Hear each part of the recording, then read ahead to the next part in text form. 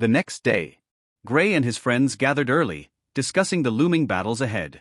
If there's a fight you're sure you can't win, surrender quickly. Conserve your strength for the next one, Gray advised, his gaze settling on both Reynolds and Klaus. I'm not that dumb, you know, Klaus replied with a shrug. No point wasting energy on a lost cause. There are only 11 spots, Reynolds added thoughtfully. All the 8th stage students will qualify, so that leaves just 4 open slots. Make that 3, Gray said with calm confidence. I'll be taking one of them. Fine, 3 it is. Reynolds nodded, about to continue when Klaus cut in. Actually, make it 2. Damien's likely to qualify as well. Reynolds let out a resigned sigh. All right, 2 spots left. That puts us at 4 contenders in the 7th stage, including you, he said, pointing to Klaus. I think I can beat at least 2 of the others. That should be enough, Klaus replied, though his tone lacked certainty. How confident are you in grabbing the last one? Klaus hesitated, then admitted, not too confident. You can handle 2 of them, Gray encouraged. It won't be easy, but you've got what it takes. Klaus nodded, clenching his fist. He was the weakest among the group, and that fact wasn't lost on him. Still, being around Gray, Reynolds, and Alice had lit a fire within him.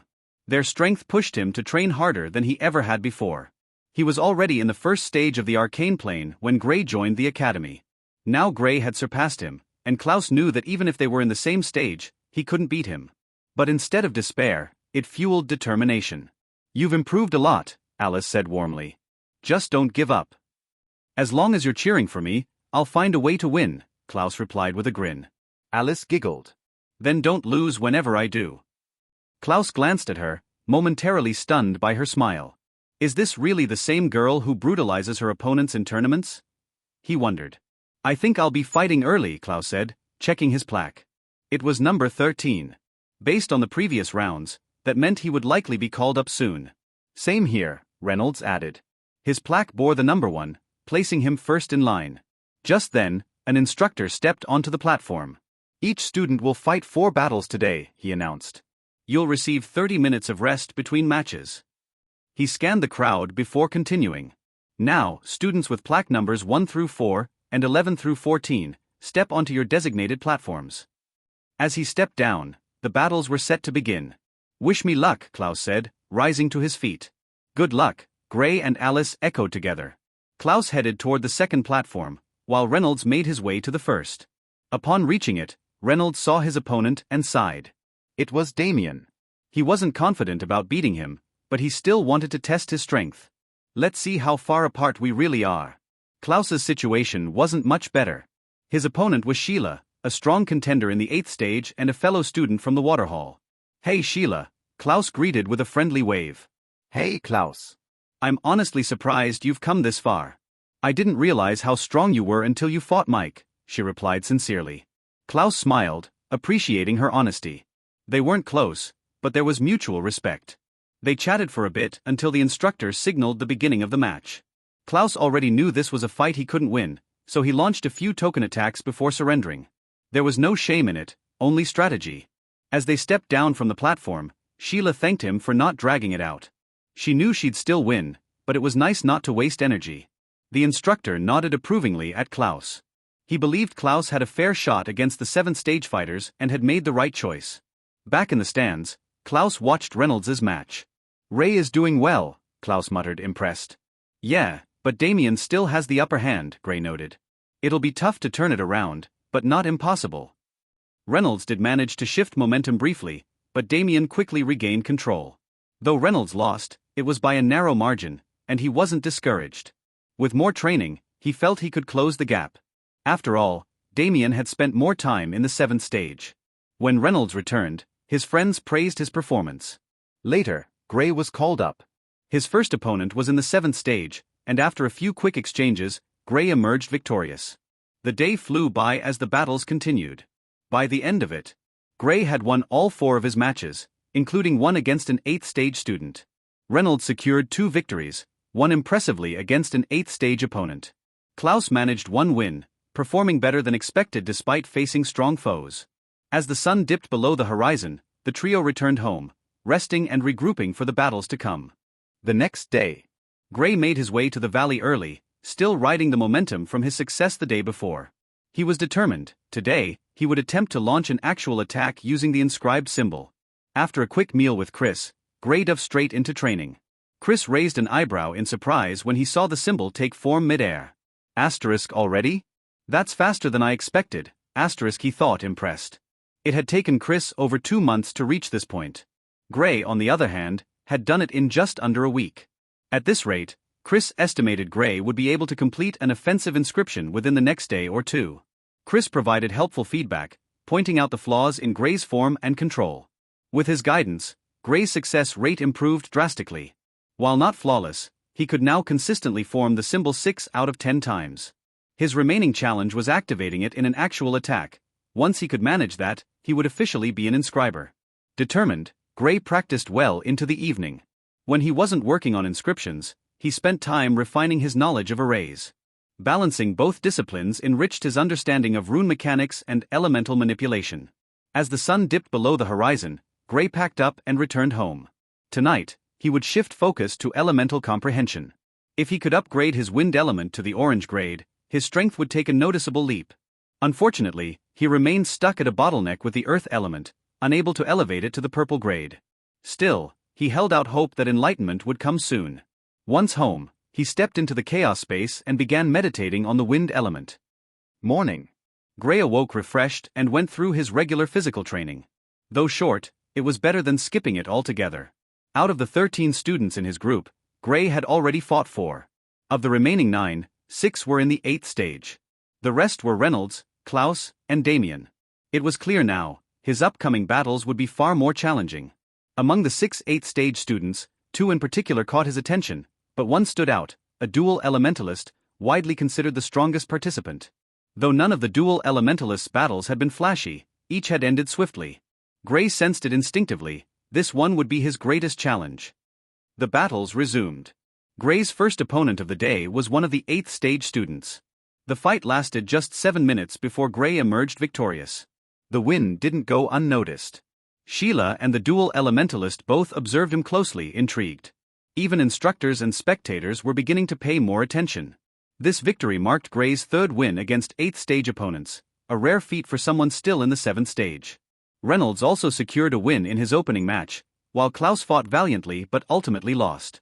Despite the loss, Klaus gave his opponent a tough time and walked away with his head high. With a second win, Klaus could realistically claim a qualifying spot. Unfortunately, his next match was against another 8th stage opponent. He wisely chose to forfeit and conserve his energy. Gray, along with 3 other 8th stage students, remained undefeated with 5 wins each. His next opponent was another 8th stage student, whom he defeated after a hard-fought battle. This made Gray the only 7th stage student with 4 wins against 8th stage combatants, aside from the dual elementalist. Meanwhile, Reynolds lost his second match of the day. With 3 wins to his name, he was still in good standing, especially with one student yet to win a single match. Then came a unique match, Reynolds versus Klaus ***. The two friends walked toward the platform side by side, laughing and chatting like it was just another walk in the park. Watching them, the instructor already knew this wasn't going to be a real fight. "Begin," he announced flatly. Klaus leaned in. "Hey Ray, who do you think will win the battle on the next platform?" Reynolds looked over. "Alan, probably. Sheila is strong, but Alan's a dual elementalist. That gives him more versatility." On the adjacent platform, Sheila versus Alan had just begun. It was already drawing the crowd's attention. "You guys know you can just forfeit and go watch from the stands, right?" the instructor asked, clearly annoyed. "We'll stay and watch from here," Klaus grinned, slinging an arm over Reynolds' shoulder. "It's more exciting like this, right, Ray?" "Definitely," Reynolds agreed. The instructor gave up and turned his attention to the spectacle unfolding nearby. On the main platform, a fiery serpent collided with a towering wall of ice. Cracks spread across the ice, but it held firm. Almost instantly, Sheila retaliated with a barrage of ice arrows, only for Alan to dodge them using swift wind bursts. This was turning into the most captivating battle of the tournament so far. Lotus, Alan muttered. A blazing, 3-petaled lotus bloomed midair, entirely made of fire. Gasps echoed through the crowd. "Whoa, 3 petals already? That's impressive." It was a known technique accessible to both fire and water elementalists. The more petals it had, the stronger it became. 5 petals were the threshold for creating a second lotus, though reaching even 3 was already a major feat. How many petals can you make? Gray asked Alice, seated beside him. The same 3. But I should be able to form the 4th one soon, she replied confidently. Gray nodded and returned his gaze to the fight. Sheila stepped forward. Let's see whose lotus is stronger. Ice lotus. A swirl of frost followed the birth of a beautiful, 3-petaled ice lotus that hovered before her. Go. Go. The 2 lotuses hurtled toward each other, and exploded on impact. Half the stage was instantly engulfed in searing flames, while the other half froze over. The fiery inferno battled a glacial storm in a magnificent clash of elements. It was elemental warfare in its purest, most mesmerizing form. They were evenly matched, until Alan made his move. Hurricane. With that command, the flames surged. Wind fused with fire, amplifying its intensity and tipping the balance in Alan's favor. The fire pushed through the ice, melting Sheila's defenses. Alan wins. Hey, welcome to Firescale Audiobooks. If you enjoy our audiobooks, please consider subscribing to the channel. Also, feel free to share your review in the comments section below. Alan looked at the instructor calmly before walking off the platform. What an exciting battle, Klaus said. Yeah, this was absolutely a top-notch performance from both fighters, Reynolds added. The instructor in charge of their platform looked at the 2 commentators and couldn't help but roll his eyes. Klaus and Reynolds spoke all through the fight between Alan and Sheila. There were times they made him laugh with their commentary. Are you 2 done? Klaus and Reynolds shifted their gazes back to him. Oh sorry, we forgot our battle was still ongoing, Klaus said. Ray. What? Admit defeat. Why? Well, because I need this victory. Why don't you admit defeat instead? You idiot, don't you want me to participate in the competition? You have a point there. The 2 continued bickering some more. The instructor felt like beating both of them up. Why was I the one sent here? He almost couldn't hold back anymore. Luckily, Reynolds admitted defeat before his anger exploded. The instructor knew Klaus and has always known him for being playful, so he just let it slide. When they both got back to their seat, one more battle was still ongoing. So Gray was still there. Why did you 2 take so long? Gray asked. Because of the fight between Alan and Sheila, he didn't check on his friends. He knew they weren't going to fight anyway, so there was no need. The only thing that is puzzling him was why they took so long. You didn't see our fight? We had an epic battle. Klaus started exaggerating the non-existent fight he had with Reynolds. Reynolds just looked at him with a confused look. The only thing in his mind was, when did we have such an epic battle? And after I dodged that attack, I was able to immediately send him flying off the stage. Klaus smiled after he finished his story. So in short, Reynolds admitted defeat after you were done watching the battle? Yeah, that's pretty much the summary of the entire battle. Klaus nodded continuously as he replied. Alice laughed when she saw this. Klaus came up with such a great battle that even she hoped to see something like that. You currently have 2 wins, adding my battle would make it 3, Gray surmised. Yeah, I've already defeated that one guy who I don't know his name, Reynolds, and I don't think you'll be much of a challenge. So yeah, I already have 3 wins in the bag. Klaus shrugged. Gray looked at him and declined to reply. It was best to let a man dream. If someone who didn't know them heard what Klaus said, they would think Klaus would be able to comfortably defeat both Reynolds and Gray. It soon got to Gray's turn. When he stepped onto the platform, he was surprised by his opponent. Damian Gray was slightly taken aback. Hello, Gray greeted with a smile. Damian looked at him for some time before speaking. I know I'm not your opponent, but I really do want to fight you. Well, here we are. Gray spread his arms. Begin. Let's fight, Damian roared. Hope you don't disappoint me. Gray smiled before charging towards Damian. 3 pillar-like rocks shot towards Gray. He sidestepped to avoid it before sending out an attack which took the shape of a fist, only it was made of lightning. On seeing the attack, Damian set up 2 protective walls in front of him in a bid to stop the attack. Boom. The strike easily shattered the first wall before crashing into the second one. After holding out for some time, the second one crumbled as well. It was able to reduce the power of the attack significantly before it crumbled. Damian was able to block the weakened attack but was pushed back a couple of steps. He's this strong. The strength of Gray's attack exceeded his expectations. He thought very highly of Gray. That was why when he saw the attack, instead of using just 1 wall, he made 2. But it seems like it still isn't high enough. He once again increased how highly he thought of Gray. Since he took notice of Gray, He decided he would go all out for this battle. Even if it means he would lose the next due to fatigue, as long as the battle was great, he didn't care. They continued exchanging moves, but Gray got the upper hand in the entire battle. He had been able to counter every move Damien used. While the battle was still on, Gray sent out an attack that stunned the crowd. Fu*K, that attack is too overpowered, Klaus shouted out. I still haven't been able to master it yet, but he unexpectedly has. Alice opened her mouth in amazement. This technique was the hardest technique he has mastered so far. Lightning rain. The entire arena was completely covered with bolts of lightning falling from the sky. Damien had a tough time defending against it. He was able to block some, but they were just too many. He was hit multiple times, but even after this attack, he was still standing. His ability to take a beating is amazing. Gray clicked his tongue when he saw Damien was still on his feet. The crowd was also surprised by it. Most of the students felt the battle was already over with that attack from Gray. He stamped his foot strongly on the platform, and it shook strongly. Crack. Cracks started appearing on the platform. Thump, thump. Gray felt like something was pounding the platform. The sound almost resembled the sound of a heartbeat. Not just him, everyone in the arena heard it. What is that? They all started asking the same question: what was making that sound? It's like a heartbeat, Klaus said. Where is it coming from? Reynolds asked. Klaus shook his head. He had no idea where the sound was coming from. I think it's from the platform Gray's on, Alice said. The instructor looked at Damien with eyes filled with shock. It shouldn't be. He tried to dispel the thoughts coming to his head. The sound got louder and the crack on the platform started increasing. It was like something wanted to break free from underneath the earth. The shaking in the platform increased. Gray subconsciously took a step back. He didn't expect something like this to happen. From what he saw, he knew this was definitely related to Damien. All the battles in the other platforms ceased, and they all looked in the direction of Gray and Damien. Everyone looked intently at the platform. They all waited patiently. The sound kept on growing louder, and soon, boom! The middle of the platform exploded out and dust immediately covered the place. Small pieces of rocks flew everywhere and Gray easily destroyed the ones that came his way. The entire arena went silent. They all looked at the platform with eyes filled with curiosity. Rah! The roar shook the arena. Those who were weaker and were closer to the platform felt intense fear. Oh my God! Gray looked at the creature that appeared in front of him.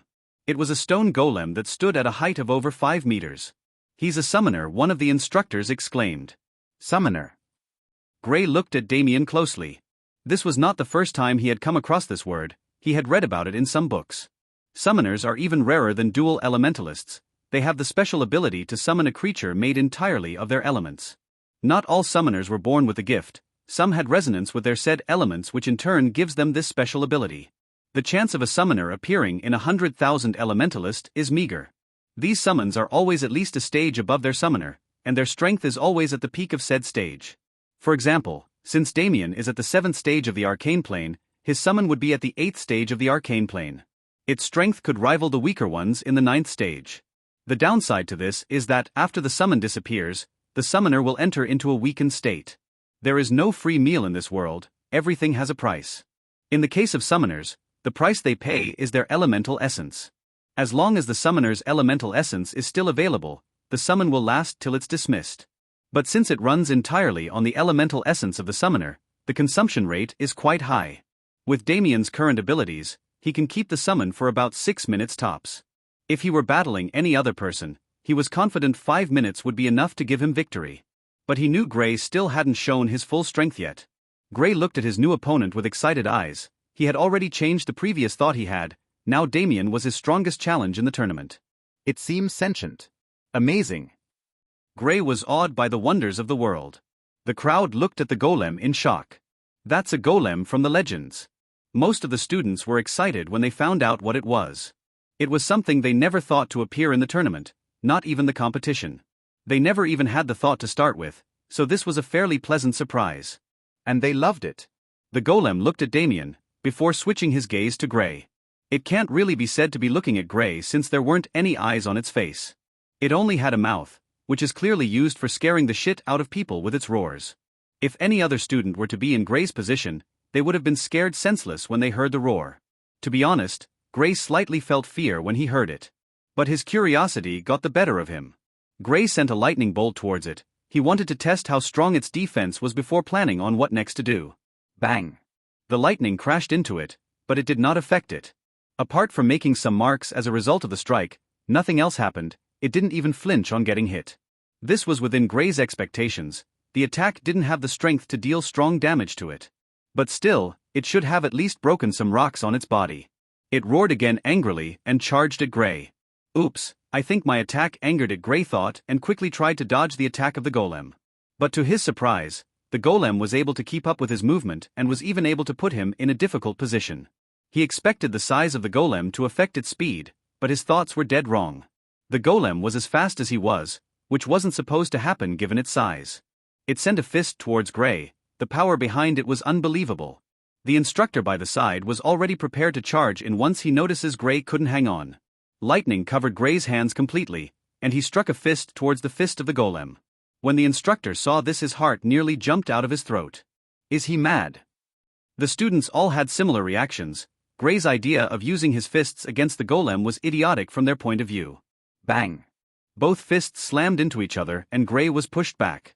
He clearly lost in the battle of strength, but he managed to destroy some parts of the golem's fist. How's this possible? The students and the instructors felt like their view of life had shattered. Gray attacked the golem with his fist covered only in lightning, but was alright. After some thought, they all attributed it to the lightning he used. This isn't so bad. Gray looked at his fist with a smile. Although the lightning did most of the work, his physical strength still came up with about 40% in that attack. No one would dare to replicate what he just did. He sent an orb towards the golem tried to slap it away, but before it could do that, it exploded right in front of it. Some parts of the golem broke off. Just as Gray was about to make another attack, he saw the golem's body was repairing itself. It heals. Gray was dumbstruck. First of all, he didn't know how long Damien could keep the summon. Coupled with its ability to self-repair, it can be said to be almost undefeatable. It has only been around 1 minute since the golem appeared. Gray didn't feel discouraged. He once again charged towards the summon and attacked. After attacking for almost 30 seconds, he was able to successfully break off some other parts of the golem's body. But just like before, it repaired itself. Only this time, Gray noticed a difference. The speed at which it used in repairing itself was much slower compared to the first time. Seems like I found a way. Gray came up with a plan that was to beat the golem so much that its repair speed won't be able to keep up with the damage it would be taking. He charged at the golem, but this time, the golem sent him flying with a punch. Luckily, he was able to keep himself on the platform, else he would have lost this fight. Gray had already used earth armor, which was able to limit the damages he took from the golem. During the course of the next minute, Gray had been sent flying 2 more times, but he had been able to make some major damages to the golem. Currently, one of the golem's hands was in the process of repairing itself. Gray managed to completely destroy one of its hands with a lightning blade he sent towards it when he found an opening. The battle has been exciting all through. The students were all watching the fight animatedly. Since this was something they were seeing for the first time, they wanted to see just how strong the summon was. And it hasn't disappointed them so far. The surprise they got from the battle was the fact that Gray was able to still battle with the golem even after the times it had sent him flying. He not only was still battling, but he had been able to destroy one of the golem's hands. Gray was already starting to worry. His insides were already not in the right spots from all the attacks he had received from the golem. Although the golem is healing at a slower pace, it hasn't shown any signs of crumbling yet. He sent out an attack that took the shape of a fist made from lightning towards the golem. Since one of its hands was still under repair, it was left with only one hand. Gray attacked the side of its body where it would be hard for it to use its only hand to block the attack. Another minute went by and Gray had already successfully destroyed more than half of its head, with multiple holes in its body. Gray was about to send out another attack when the golem slowly started crumbling. He turned his gaze to Damien and only saw him lying unconscious on the floor. The instructor went over to check on him. He's fine, he only passed out from overexertion. Gray nodded before he turned to leave the platform. Gray wins. The instructor announced the result before taking the unconscious Damien out of the platform. The students all applauded Gray's strength. For him to be able to battle the golem for as long as he did without suffering a defeat was just amazing. Sheila felt she wouldn't stand a chance against the golem if she were in Gray's position. Gray walked over to his friends and sat down to rest. He still had one more battle for today, so he needs to recover as much strength as he possibly can. Reynolds won his next battle, which was against a student at the 7th stage of the arcane plane. But the most shocking thing happened at Klaus's battle. His opponent was Damien. Damien was still unconscious and would only be able to battle the next day. So Klaus won the battle as a result of a forfeit. He immediately started one of his legendary bragging sessions once again, which Gray showed no interest in, but Reynolds was completely hooked to what he was saying. Gray's last battle was against a student in the 8th stage. Although he won, he was worn out from the after effects of the battle he had with Damien. It took Gray almost 10 minutes before he was able to defeat his opponent, and he was mostly on the defensive, trying to save as much energy as he possibly could. One clean strike was all it took to defeat his opponent at the end. This was the first time Gray was this exhausted from the battles. The upside about the whole event was that his last opponent wasn't either Sheila or Alan. He would have definitely lost if he had battled any of them. After the battles, Gray went home directly. There was no way he could train in this condition, he needed rest. He woke up just before sunset, the exhaustion had died down a little. Since he couldn't train, he decided to try comprehending the elements. Damien's use of the earth element gave him more understanding of it. Compared to him, Damien was more adept in the earth element, hence he has more understanding and depth of it. Gray was able to learn some things in the battle, so he wanted to use his newfound knowledge and see if he could break through the bottleneck and successfully advance the grade to purple. The next day, Gray went for his morning training as usual. After returning, he felt more energetic compared to the previous day. The battle with Damien nearly drained him, the other battle did the job. Luckily, he won both. As it stands, out of 13 battles, he had already won 8. He had 5 battles left. Reynolds and Klaus were 2 of the 5, while the other 3 were Sheila, Alan, and another student at the 8th stage.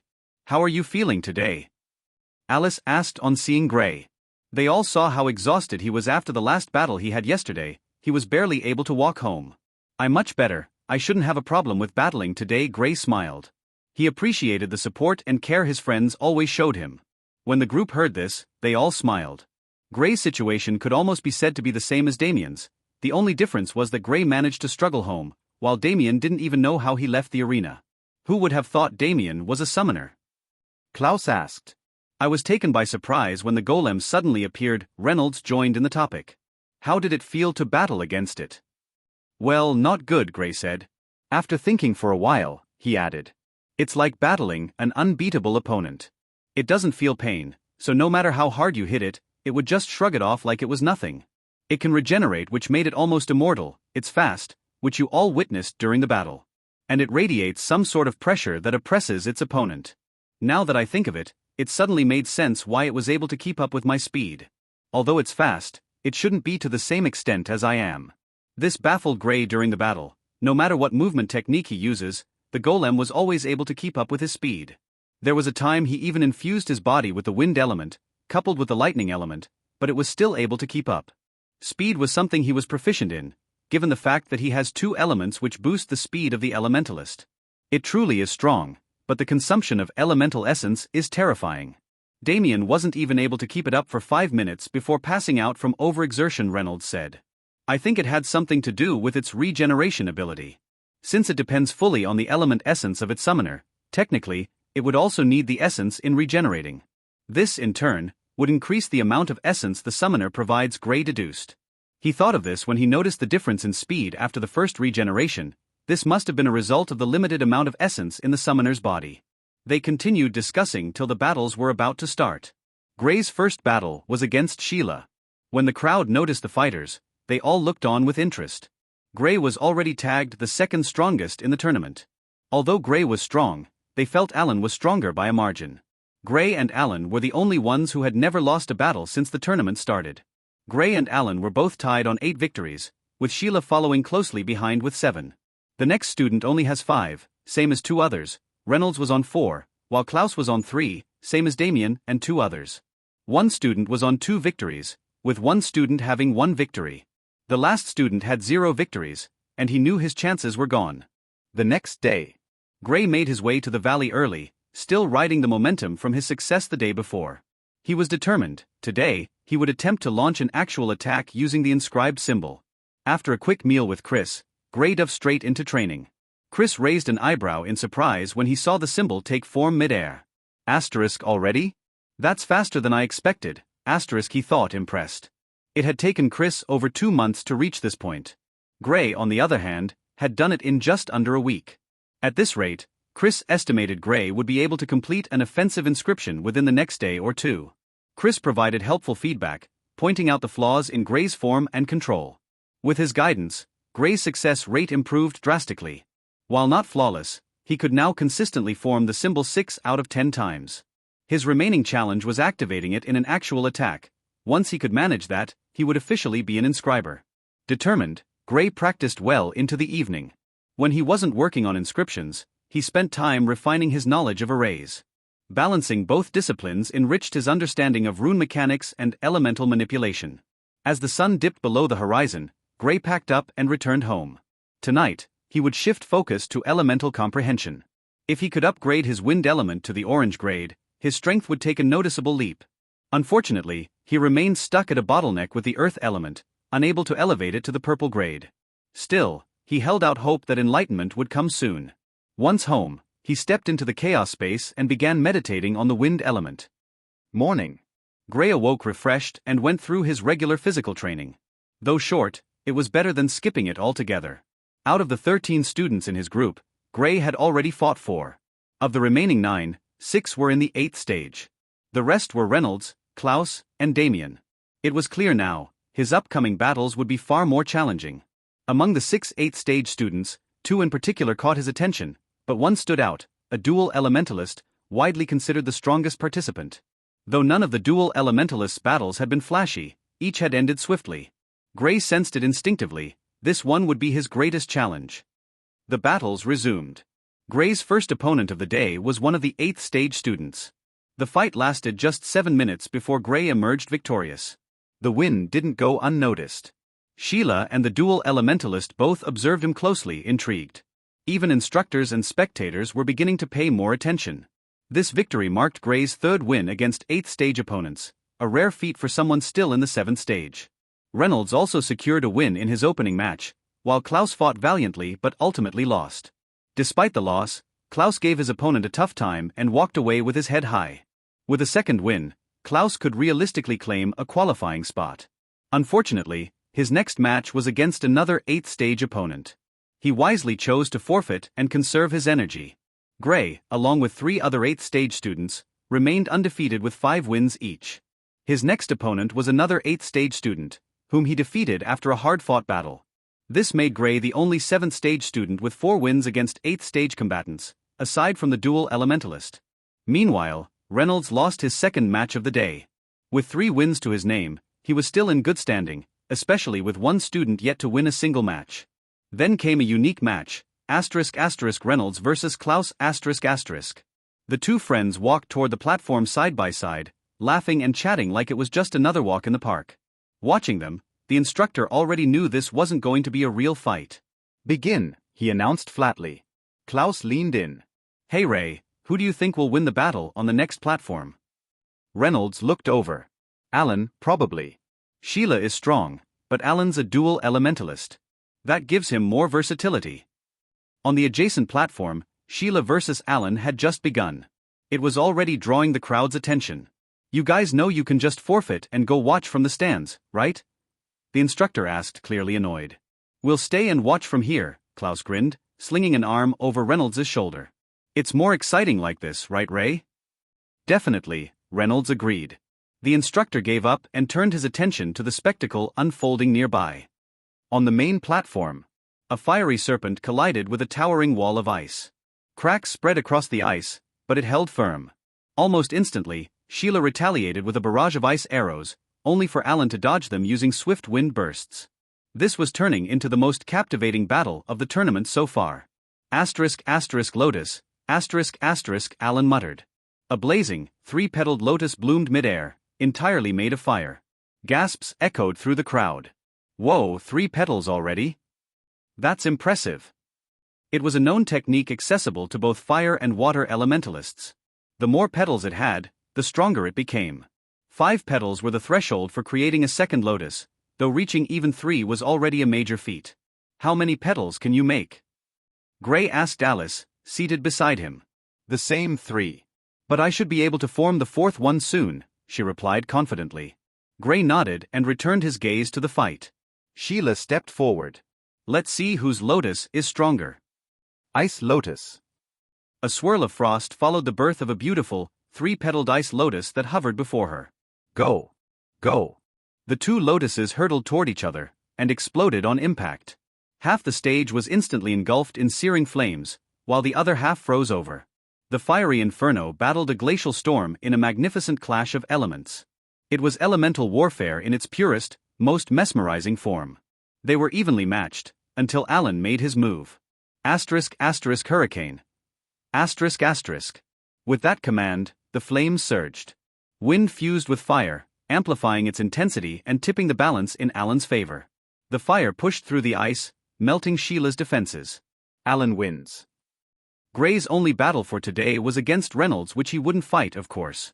He only went over to the arena because the tournament would be ending today, and the instructors would tell them when they would be leaving since the competition would be starting soon.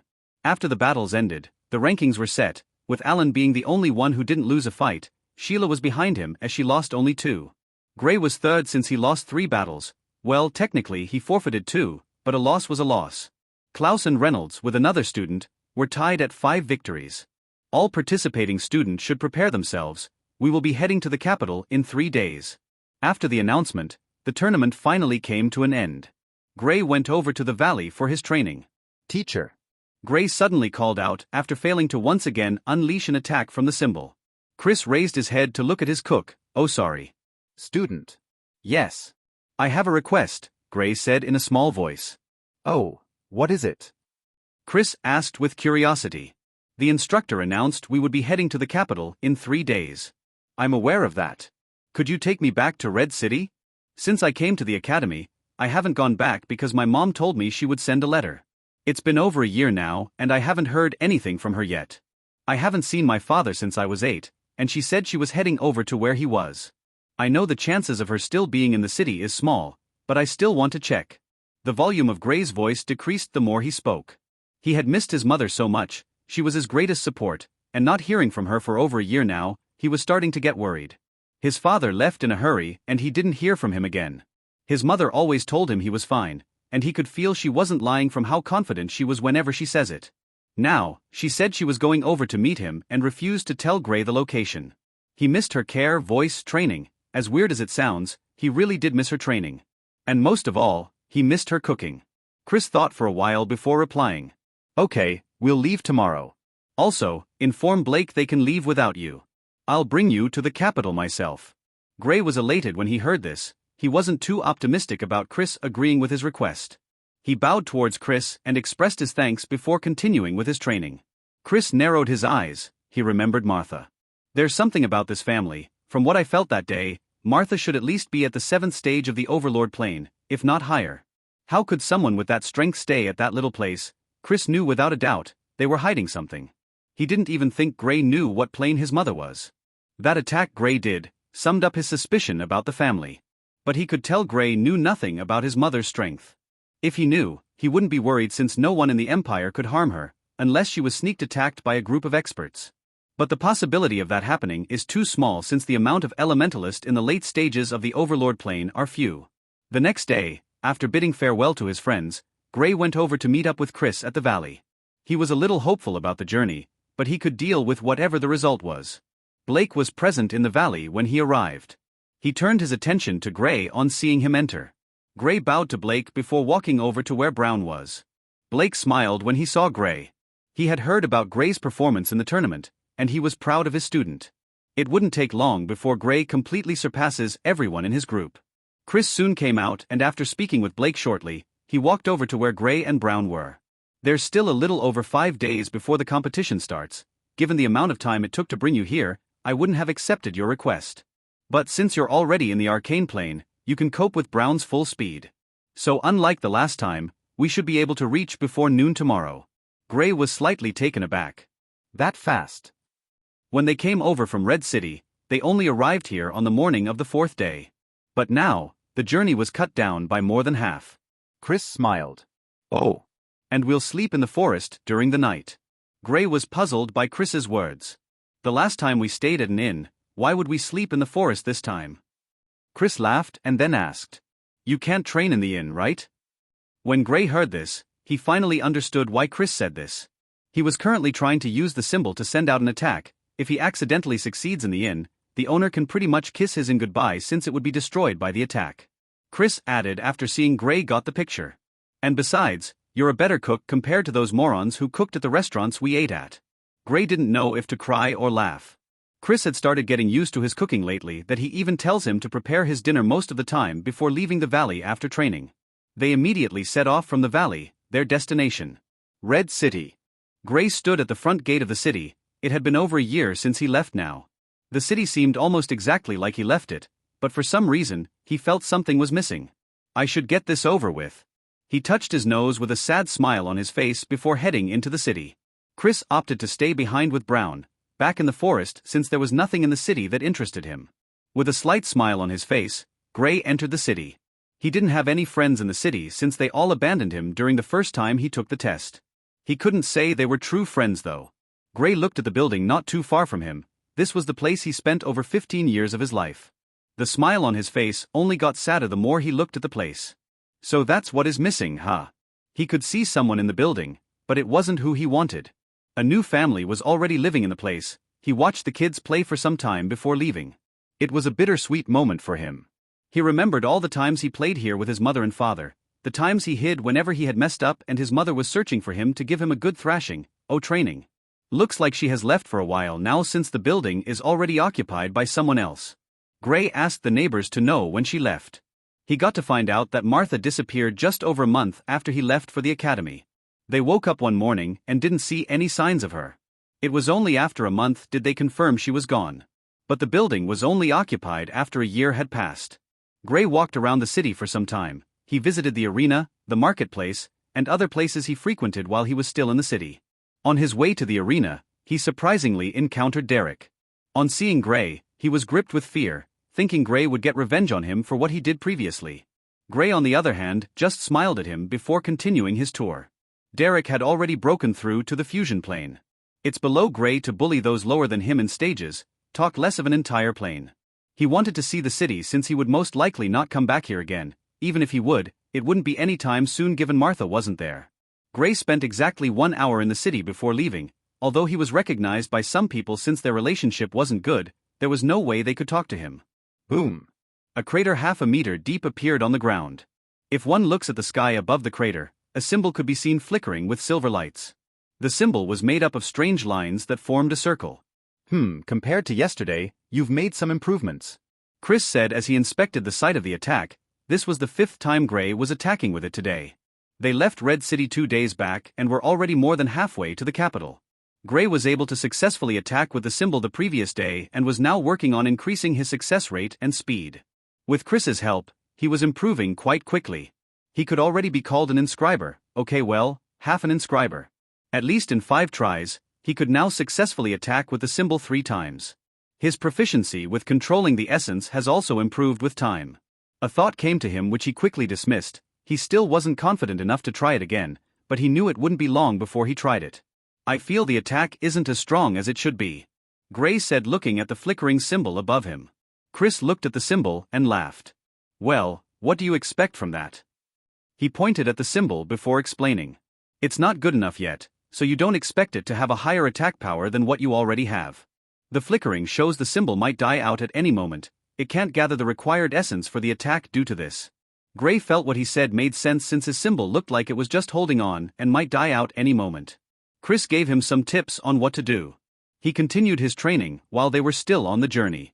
On the evening of the next day, they arrived at the capital. A magnificent city appeared before Gray. The city had the most illustrious buildings he had ever seen, and even the gates were imposing. It exuded an aura that made those ordinary citizens shake in fear.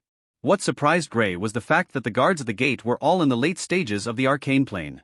One has to remember the mayor of Red City was only in the arcane plane. He hadn't even gotten to the late stages yet. This was the capital city, the most dignified city in the entire empire. It had everything you could ask for. What? How can it cost so much? Gray's heart was currently bleeding as he looked at the meal before him. After entering the city, he told Chris he wanted to have a meal. Chris warned him on how expensive meals were in the city. But on remembering the money he took from the bandits, which he rarely used, he was confident he could pay. Besides, meals in the most expensive restaurants back at Lunar City only cost around 2 to 5 silver coins. It's just 50 silver coins, Chris said with a smirk, clearly enjoying the current plight of Gray. What do you mean just 50 silver coins? That's half a gold coin. What the hell are the meals made of? Gray looked at the meal before looking around again. This is even a rundown place, yet they charge so much. Chris shrugged. It's not my problem. I told you when we entered the city about how expensive things were. Gray felt his head hurting. This was his hard-earned money. Okay, the bandits' hard-earned money. You know what, just forget it, it doesn't matter. The main problem now is, a meal is about to cost him almost 1/10 of his entire wealth. Who would eat something like that? Can I return the meal? The waiter looked at Gray with emotionless eyes before replying. No. He left after his reply. Gray ate the meal with a heavy heart with Chris laughing by the side. Teacher. Gray looked up at Chris when he was almost done. Yes. Why don't you pay for my meal since it's the first time you're bringing me to the capital? No. Chris answered with a sneer. Stingy old man. Gray said in his head before paying for the meal.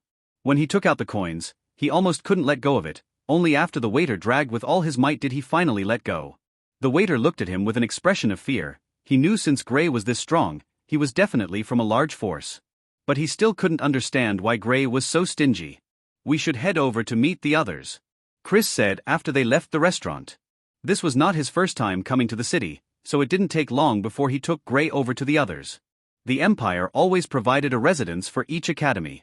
Contrary to Gray's expectations, the capital wasn't that big. Lunar City was larger than it was. They headed towards the eastern part of the city, before arriving at a gate that had the word Lunar boldly written on it. This was the residence assigned to the Lunar Academy. The competition will start tomorrow. Why isn't Gray here yet? Reynolds asked with a worried look on his face. He should be here before the competition starts. Alice said calmly. She knew Gray wouldn't miss the competition for anything in the world. Since he went back with Senior Chris, he should arrive on time. Klaus knew Chris, so he wasn't worried about Gray not making it in time. Before leaving, Gray told them he was heading back to Red City. Among the group, only Klaus knew Chris, so he was the most carefree. While the group was still conversing, Gray and Chris were just entering the residence. Gray looked around awed by the exquisite designs of the buildings. Luckily, he didn't act like a country bumpkin, else Chris would have been embarrassed. He followed Chris, and they soon got to a building. Gray heard voices as they got close to the building. Have you been able to find out the reason they increased the quotas? I have. A trial. The speaker suddenly stopped and looked towards the entrance of the building. Chris was the first to step into the building with Gray following closely behind. The building wasn't too large and was just like a hall, with seats at each side of the building and 5 seats arranged at the front. Tables were in front of the seats at the front and also the ones by the side. Gray looked around and most of the faces here were familiar with him. The one who was speaking earlier was clearly the man seated at the front seat. This wasn't the first time he heard the voice, so he was able to figure out it was him. Seated at the front seat was none other than Oliver, the principal of the academy. He saw Blake and the other head instructors, with a few other instructors he wasn't too familiar with. But since they were together in the meeting, it's evident their status at the academy was high. When did you come? Oliver asked with a smile on seeing Chris. Just now. Chris said offhandedly and took a seat. Why is he here? An instructor said while pointing at the Gray. Gray looked at Chris before replying. I don't know the place where the students reside. The instructor looked at Chris before saying towards another instructor. Take him to where the students reside. The instructor took Gray out of the building and directed him towards where the students were. What were you saying? Chris asked after Gray had been taken out. It's about to open, Oliver said in a solemn voice. You mean that place? Chris asked with a startled look. Yes, it has already been over 100 years now. So it isn't surprising it's about to open, Oliver said after some thoughts. He looked at the instructors in the building before continuing. Some of you already have an idea about what I'm talking about. Every 100 years, a land of trial opens up just at the border of the magical beasts forest. He paused and waited for the few people who were just hearing this for the first time to digest the information before continuing. It was first discovered by the Stellar Empire, but we were able to catch wind of it. Just like how we have spies there, so do the other empires. The emperors. Oliver calmly told them about the history of the land of trial. 900 years ago, a strange array suddenly appeared on the border of the magical beasts forest. It was discovered by an elementalist from the Stellar Empire, and he reported it to the higher-ups. On reaching there, they saw the most complicated array they had ever seen. Since they had knowledge of arrays, they tried to power it up and see what it was used for. It took them several tries before they were able to power it up. A portal 25 meters wide suddenly opened up. They tried entering the place but were rejected. After multiple attempts, someone was finally able to enter. The others all tried again but failed. Only after the third person entered did they find out the pattern. Only those below 20 years of age could enter. The people who entered came out after some time and told the others what they saw. From what the first set of people said, it was a very large place which was just like the outside world. They saw some debilitated buildings which clearly showed the place used to be occupied. Not all the people who entered returned though. Some of them were killed by magical beasts that resided in the place. Some came out with rare treasures. After sending in more people, they found out the place was occupied by a faction called True Dawn. They had never heard of this faction, nor was there any records of them in their history books. The Stellar Empire was only able to hide it for 3 weeks before the information leaked to the other empire's upper echelons. This was a place that could greatly boost the strength of an empire. If one of the empires were to have full rights of it, it would be a catastrophe for the others since it would only take at most 10 years before they completely surpassed them. The empires finally came to an agreement to each send in 100 geniuses into the place for training. They didn't care what happens inside, but as long as 100 of their geniuses went it, at least 40 or 50 should be able to make it out.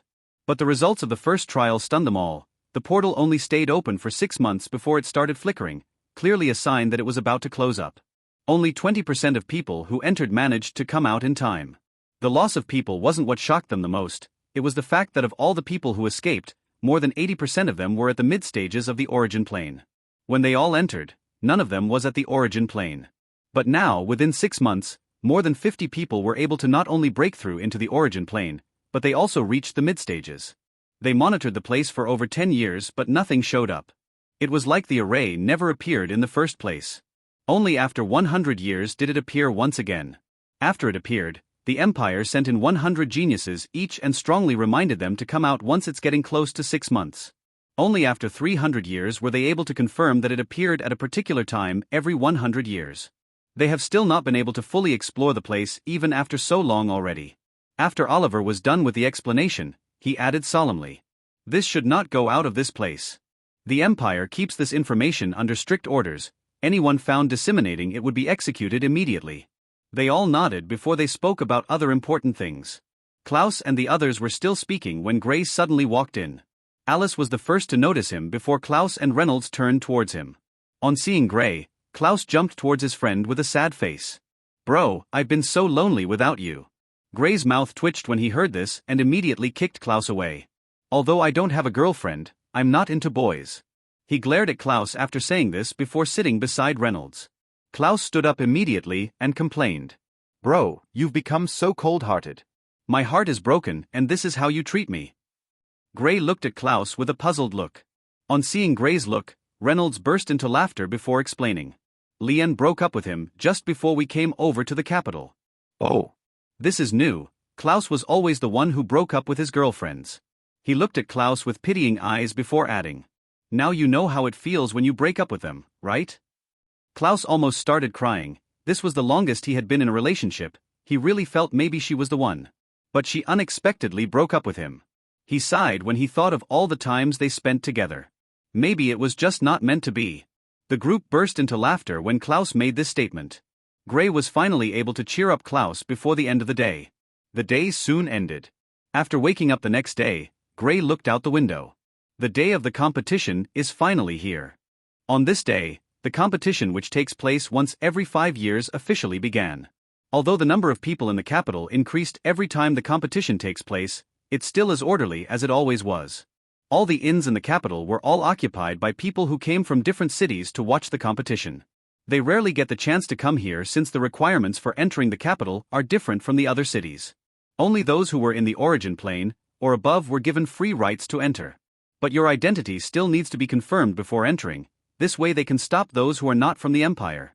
The arena where the competition was going to be held was already almost filled with people, yet more people coming in by the minute. Different groups of people were already conversing. 2 sets of people were in a heated argument. Dregs from the Lunar Academy, "Watch how we put you people in your place in the competition," says the SC who only knows how to sneak attack their opponents. "Yeah, why don't you people come at us one-on-one? We'll see how tough you are then." The 2 sets who were in an argument were clearly students from the Lunar and Starlight Academy respectively. From their conversations, you could infer that one of the students from the Lunar Academy was sneak attacked by a student from the Starlight Academy. The surrounding people only watched on with interest. They all knew about what was going on between the two academies.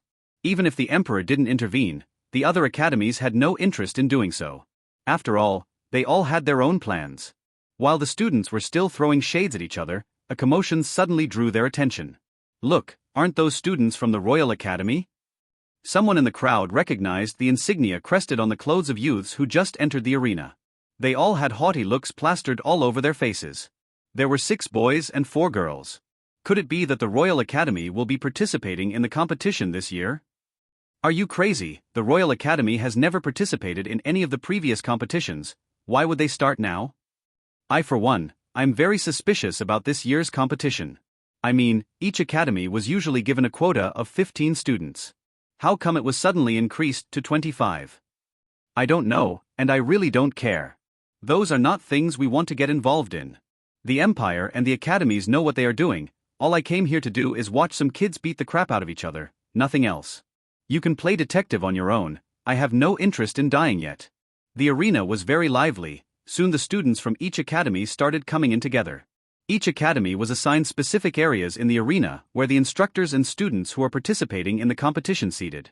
Because of the conflict between the Lunar and Starlight Academy, when the students from the Lunar Academy entered, they immediately attracted attention from the crowd. Gray was among the students heading towards the area which was assigned to the academy. The students from the Lunar Academy all wore the same clothes with a half-moon insignia crested on the left side of their CHESDS. The area assigned to them was close to the Royal Academy. When they got to their seats, some of their students went over to the area assigned to the Royal Academy. From this, one could see how close their relationship was. Gray saw a familiar face among the students from the Starlight Academy, Jonas. But on checking closely, he noticed he wasn't talking with anyone among the group. He was all alone and seated at a corner when they got to their seats. Unlike the Lunar Academy, who tries to create a friendly environment for all its students, the system of the Starlight Academy was completely different. In the Starlight Academy, only strength mattered. Those who are strong can do almost anything without facing any repercussions. They bully those who are weaker than them, with the academy showing no signs of stopping them. The academy even found ways to encourage this. They said only the strong deserved respect. Klaus noticed Gray looking at the students from the Starlight Academy and couldn't help but get curious. Hey buddy, who are you looking at? Gray shifted his gaze from that direction before replying. Remember Jonas from my city? Klaus thought for a while before replying. That guy you said was a fire elementalist with purple grade talent? Gray nodded before adding. He's among the students who are participating in the competition. Reynolds looked in the direction of the Starlight Academy with cold eyes. Those bunch of bastards, they better pray I don't meet any of them at the competition. He still remembered when they were attacked by students from the Starlight Academy. If not for Alice being present, they would have died. A middle-aged man walked into one of the platforms in the arena. He immediately attracted attention from everyone, and they stopped what they were doing and focused on him. They knew he was about to make some announcements about the competition and also tell the participants the rules. On seeing everyone was focused on him, the middle-aged man immediately started speaking. Welcome everyone, to this year's competition. Unlike the previous competitions, this one will be a little different.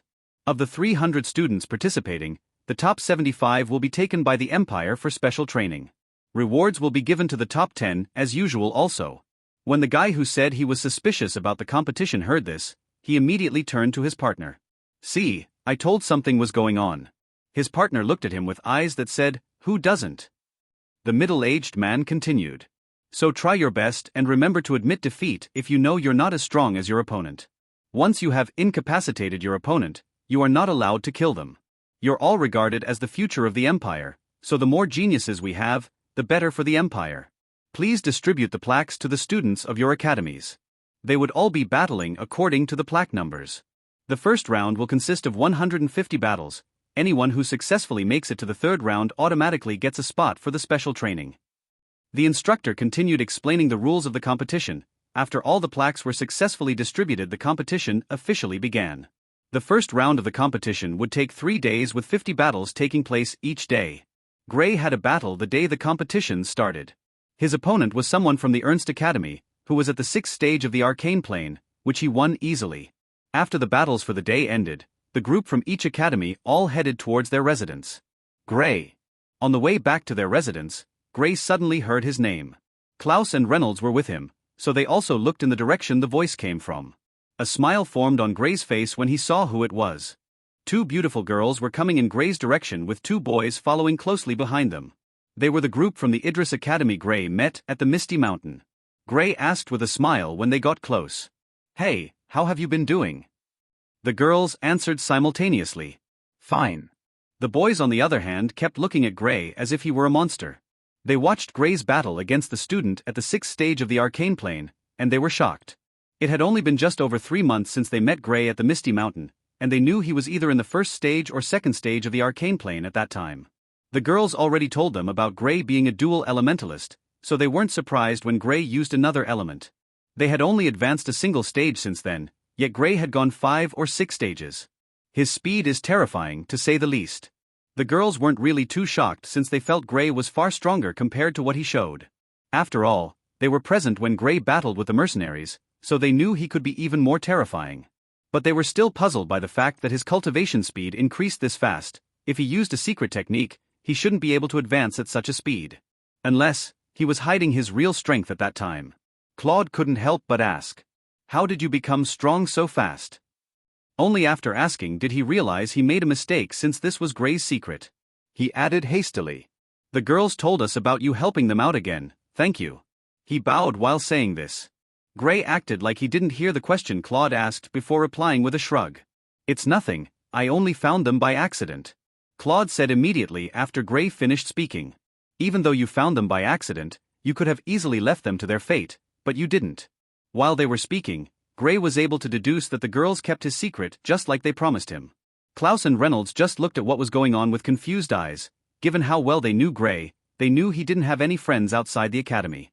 Klaus said after they left, "Hey buddy, since this is your first time coming to the capital, why don't I show you around?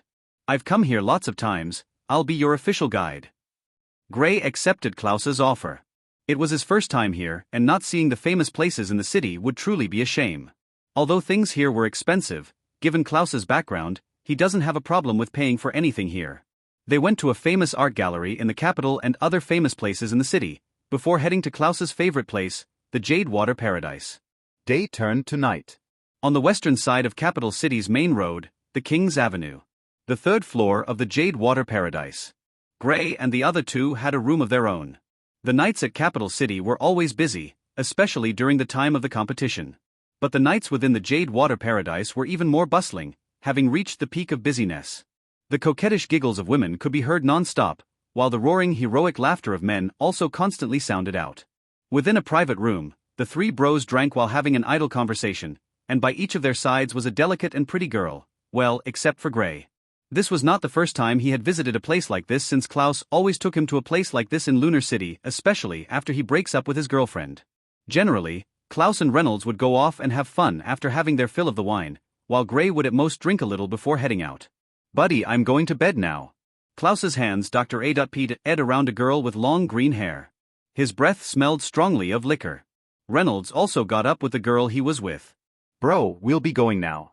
"Are you sure you don't want a partner for?" Gray interrupted Reynolds.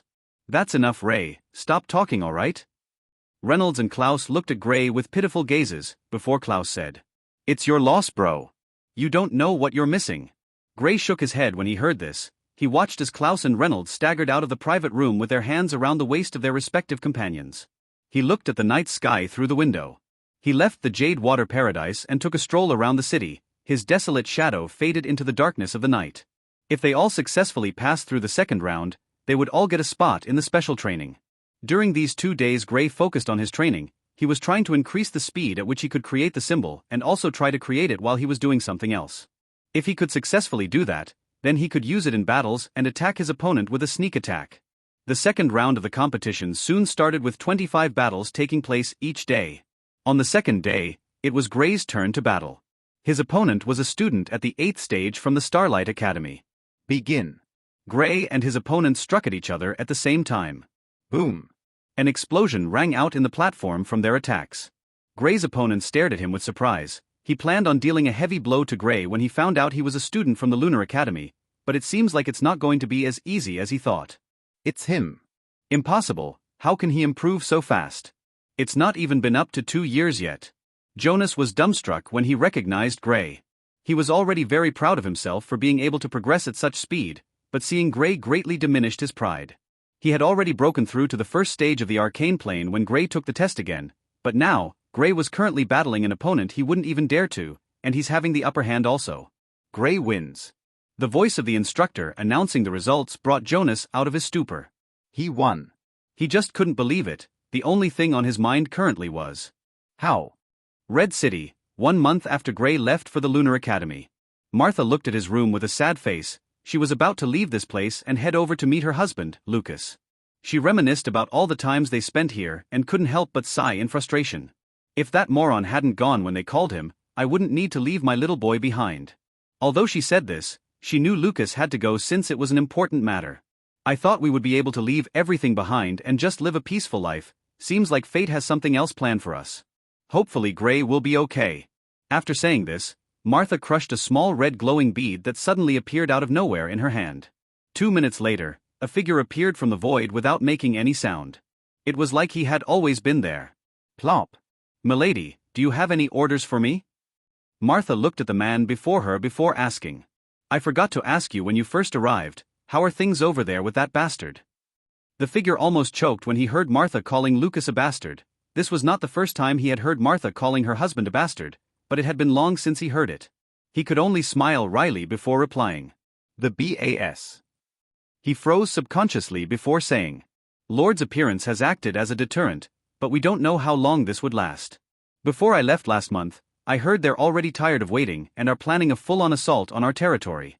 Martha snorted coldly before saying angrily, Humph, those lowlifes want to benefit from what they didn't work. That secret realm opened in our territory, and we also cleared it. Do they know how many of our people died during the process? The figure smiled wryly. He was very familiar with Martha's temper. Although she was a water elementalist, her temper was the polar opposite of her element. There has been increased contact between them and Yulon region. There is a high chance they are planning to join hands on the assault. Martha's anger increased on hearing this, and the poor house suffered from it.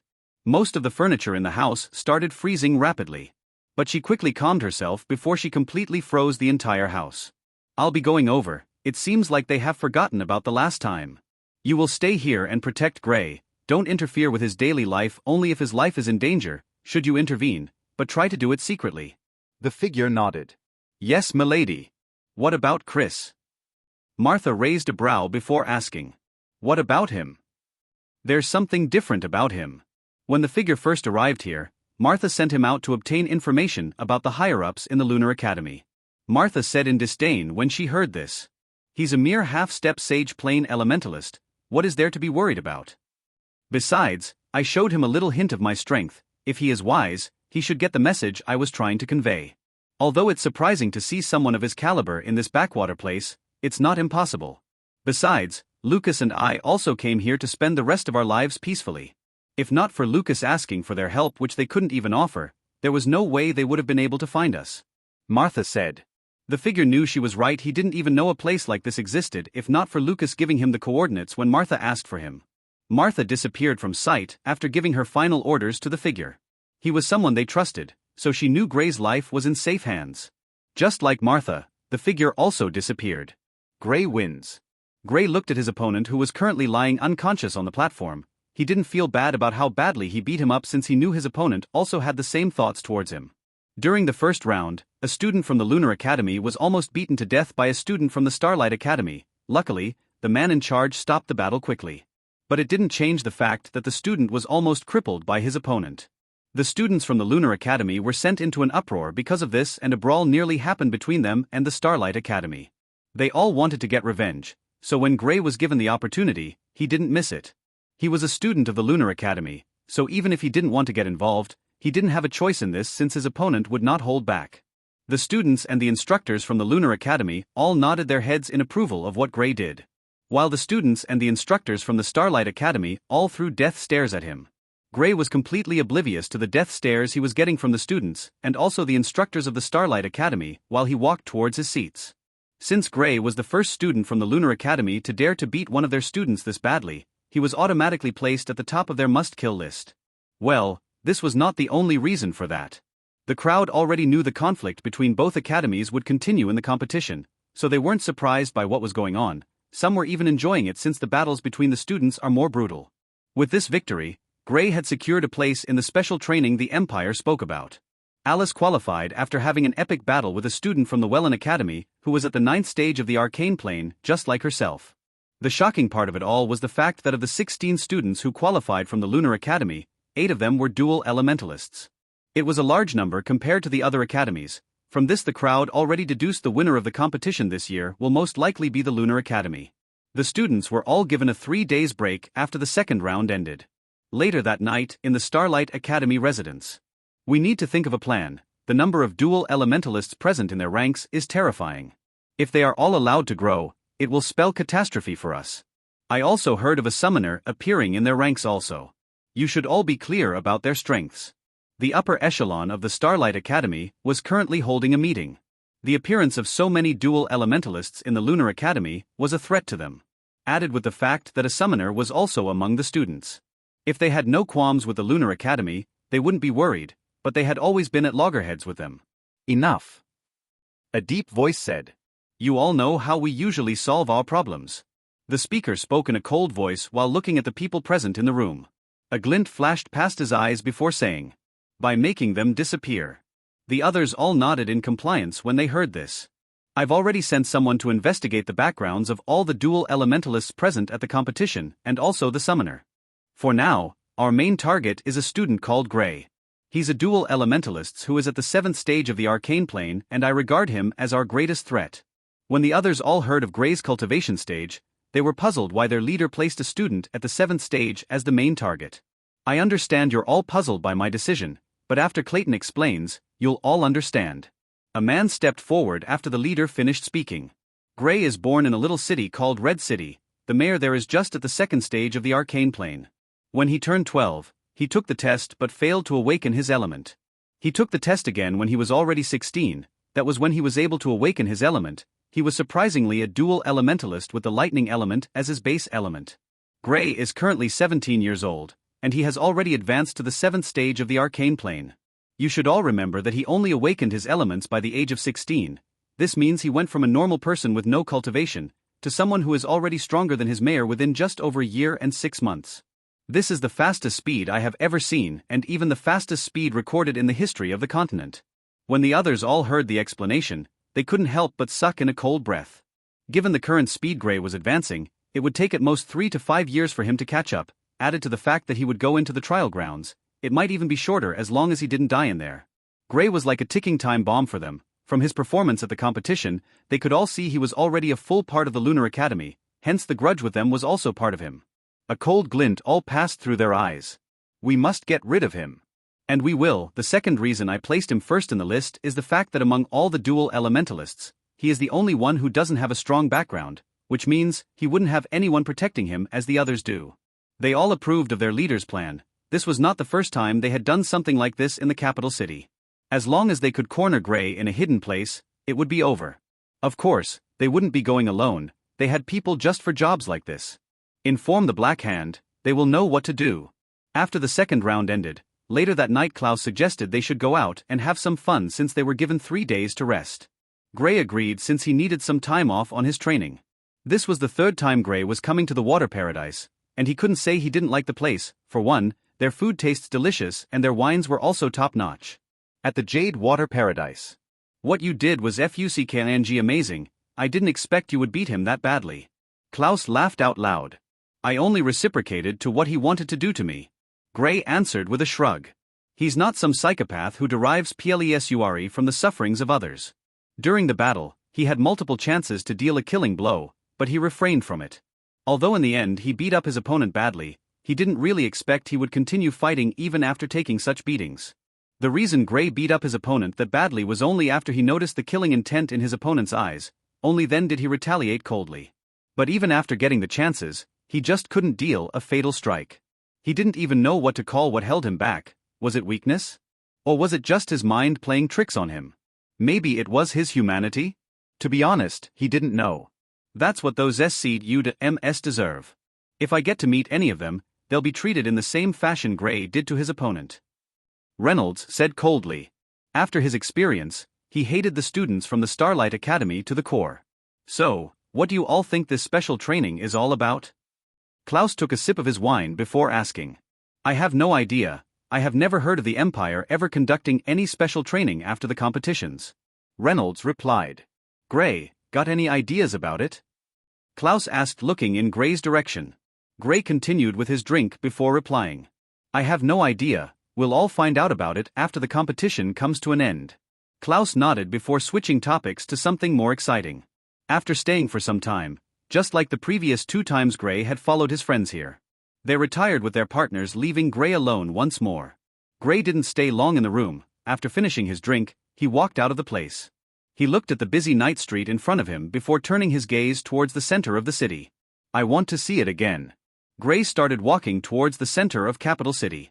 His destination wasn't too far from the Jade Water Paradise, and he soon got to the place. Outside the castle of the Emperor of the Chilean Empire stood an enormous statue of a man who looked to be in his mid-30s. The man had a serious-looking face with sharp eyes and a heroic air strongly radiating from him. It was surprising a statue felt so lifelike. Gray was awed the first time he saw it. This was why he decided to see it again. This was the statue of the first emperor of the Chilean Empire, Constantine Gale. This was the man who spearheaded the rebellion against the Azure Empire long ago. Since the Chilean Empire was created, only the Gale family had occupied the ruling seat. Although there are other top families in the empire who might have an eye on the ruling position, none have made a move yet. Maybe they're biding their time. In the history of the Chilean Empire, just after it was formed, only one of the families who followed the Gale family in the rebellion tried to usurp power, but they were defeated and nearly completely annihilated. Although the family still stands, they keep to themselves without getting too involved with matters of the empire. Gray stared at the statue and couldn't help but ask himself, what does it feel like to be at the top? While Gray and his friends were at the Jade Water Paradise, a middle-aged lady could be seen entering into a luxurious compound in the southern part of the city. Flowers were planted on the side of the walkway, which gave the place a serene look. Added with the peace and quiet, it gave one a certain sense of comfort. In a secret room in the building. This is the information gathered of the target. The lady passed a file over the beautiful lady seating across her who looked to be in her late 20s, with golden hair and black eyes. She was dressed in all black.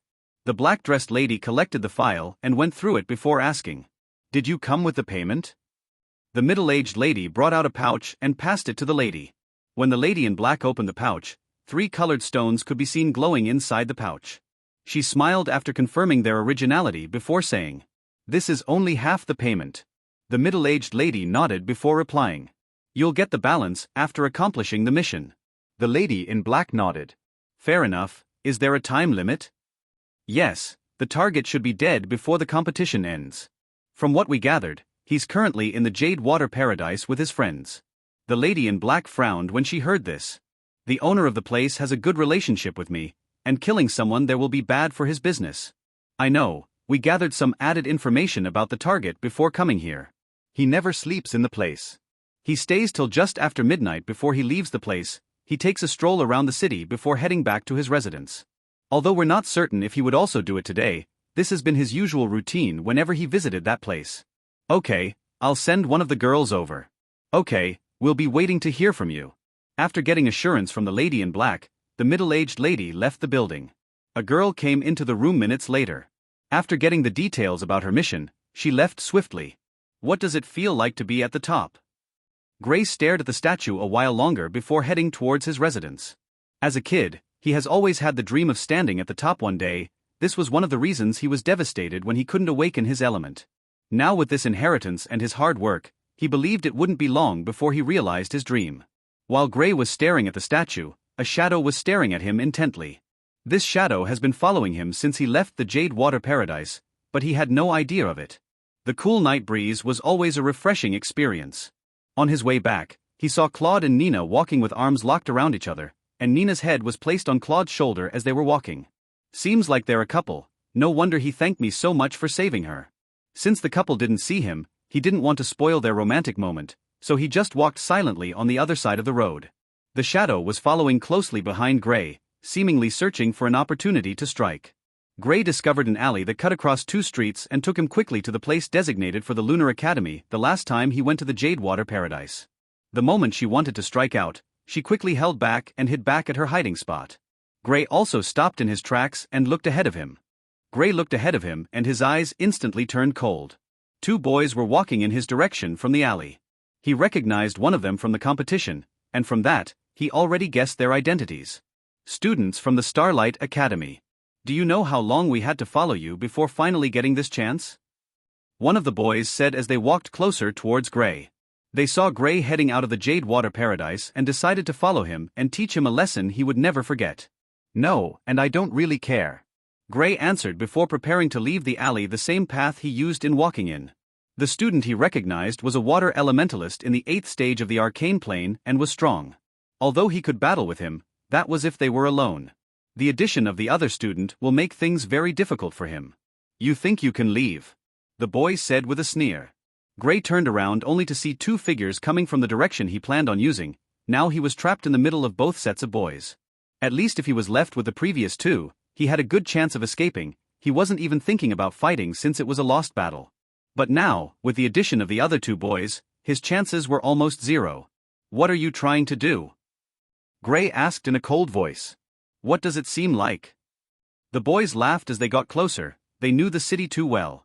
They couldn't believe their luck when Gray took this path which had almost no guards in the vicinity. The place around the alley was a lonely environment, to begin with, so it would be hard for people to come here since it was already so late in the night. The girl who wanted to assassinate Gray stuck to the shadows without making any moves. She looked on with interest, and if an opportunity presented itself to her, she'll take it without a shadow of a doubt. None of the people present knew of her presence. Gray looked at the boys with angry eyes. He knew the students from the Starlight Academy were SCMS, but he didn't expect them to follow him from the Jade Water Paradise. He had already figured they followed him when he left the Jade Water Paradise. 2 minutes later. Bang! Gray's body slammed into the wall by the side. FUCK. There's no way I can fight with them. I need to think of a plan to escape. This was a battle he knew he wasn't going to win. He was not a god. He can't battle with this number of opponents who were on the same stage as him or higher. If they were two, although his chances wouldn't be too good, at least he was confident he could escape safely. Now he was blocked on both sides and his opponents clearly have no plans of letting him off. Damn, doesn't the city guard patrol this area? How come none of them have been attracted here by the noise? Gray was already starting to feel helpless. This was a situation he had never been in before. All his battles have either been 1-on-1 or 1-on-2, even when he battled with the mercenaries it was 1-on-3, but those were people who are weaker compared to these students in the same stage. Although he was stronger than the students personally, the difference wasn't too large and with numbers on their side, the result was clear for all to see. The water elementalist he recognized seems to be the leader of the group, and he was also the strongest among them. Now Gray understood why Reynolds hated them so much. This was not a situation anyone wanted to be caught in. Why are they even doing this? It was their student who refused to give up. Gray complained as the battle went on. Gray managed to send one flying, but before he could capitalize on the space created by the missing man, he was sent flying again. Shit. They're not even giving me a breather. I need to deal a fatal strike. He couldn't help but curse in his mind. The chances of his escape were getting smaller and smaller with the increased injuries he was sustaining. Lightning rain. Gray called in his heart and a sea of lightning struck at his unsuspecting opponents. He had not used this technique during the competition, so they knew nothing about it. The group scurried to block the lightning bolts, but they were still struck. The guy Gray sent flying in particular had it worse and was hit with momentary paralysis. This was the special trait of the lightning element, paralyzing one's opponent. Although it doesn't always happen, it has a 20% chance of occurring. Gray went for the kill by sending a rock the size of a fist towards the paralyzed youth's head. The leader of the group saw this and quickly made a water shield that helped reduce the impact of the attack, but the youth was still sent flying and hit the walls which immediately knocked him out cold. 1 down, 3 to go. His surprise attack had helped him reduce the number of attackers, but it didn't change the overall situation of the battle. He was being beaten badly. The battle had already gone on for over 15 minutes with Gray getting the short end of the stick. He had already coughed up multiple mouths full of blood that he even started wondering if he had any blood left in his body. There were different injuries on his body which were bleeding although not strongly. The loss of blood is already starting to take its toll on him. His opponents weren't without any injuries, with some getting multiple burns from his lightning attacks. Why does it take so long? Gray asked in frustration. Currently, his only bet was inscription, but with him not being able to create the symbol immediately, and the constant distraction from the battle, it wasn't easy to concentrate on it. He planned to make 3 symbols and hopefully use them to strike at his opponents simultaneously. With his increased training, the attack power had gone to the level of his normal attack power, so he was certain that even if his opponents don't die from the attack, they would be fatally injured, and he might get a chance to escape, or even go for the kill. Gray sent out a ball of lightning which exploded as it got close to his opponents, and also raised a wall to block the attack of one of the students. He was currently trying to buy as much time as he could, so he could complete the inscription. Just after he had completed the 3rd symbol and was prepared to use them to attack, he was hit by a wind blade which not only sent him flying again, but it also cut open a new wound on his back. Being surrounded by walls on his left and right, he hit a wall again. After landing, he coughed up another mouthful of blood. Seems like I still have some more. Gray thought jokingly, even in a desperate time like this, he still had the energy to make fun of himself. Unknown to Gray, he landed within a few meters from where the shadow hid. There was no better opportunity to strike other than now. The girl who already had her dagger in hand sprang out of her hiding place behind Gray and immediately aimed for his heart. The distance was too close and Gray didn't expect someone to sneak attack him even when he was already in such a tough battle. Before he realized what was happening, it was already too late as the dagger was about to plunge straight at his chest. He could almost see death staring at him. Despair almost washed his entire being. His adrenaline shot through the roof, and he was able to shift to the side. The dagger missed its target and plunged straight into his shoulder. Blood splattered from his back, but Gray didn't have time to think. He sent out attacks from the 3 symbols in the air, with 2 targeting the 2 strongest members of the group and the last one attacking the shadow who almost killed him.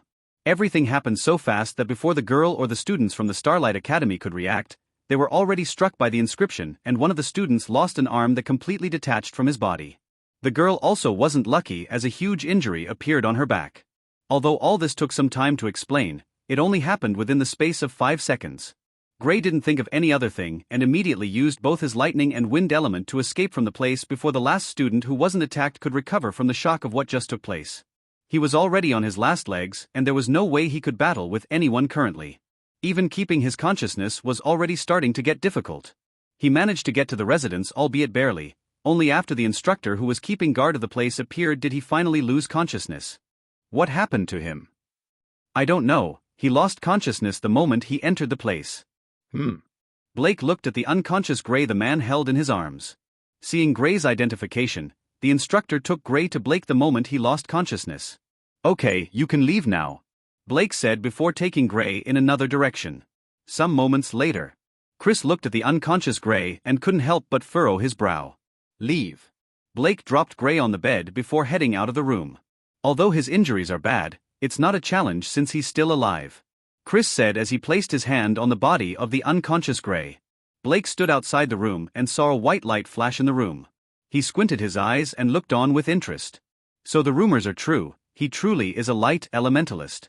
Although the rumor has been on for a long time, it still hasn't been confirmed. Back at the alley, the girl managed to stand up and picked up her dagger which Gray managed to remove from his shoulder before leaving.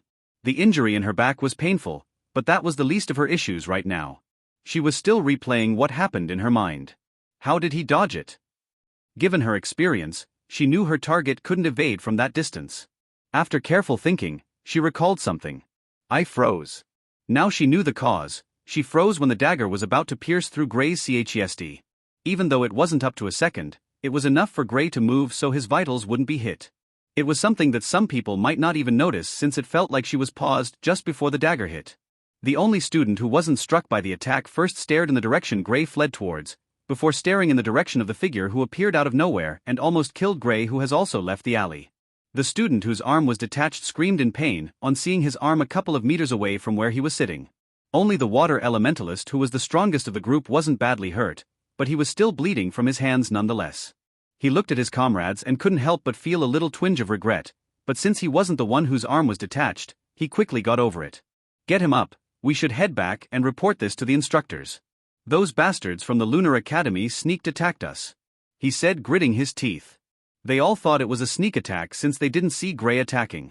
But they were all still surprised they didn't see or even sense the presence of the students who attacked them.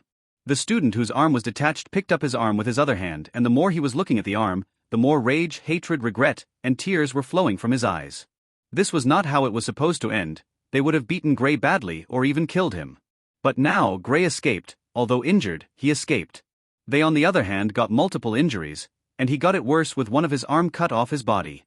On getting to the residence designated for the Starlight Academy, the students rushed over to their instructors and told them about the attack they faced. With the injuries they sustained, it wasn't hard for the instructors believed it completely. Of course, they said they were sneaked attacked by the students from the Lunar Academy when they were on their way home. The instructors knew they were lying, but they didn't really care. This was an opportunity for them to get rid of Gray. According to the students, Gray was the one who blocked their path. When they tried reasoning with him, the other students attacked from behind. They didn't see the others and Gray was the only one they saw. The instructors dismissed them before starting a meeting. They'll have to hand over that brat to us if they don't want to start a war. Such audacity, to think they had the guts to attack our students in the city. This is breaking the rules of the city. We should report this to the Emperor if they refuse to hand over the boy and his accomplices to us.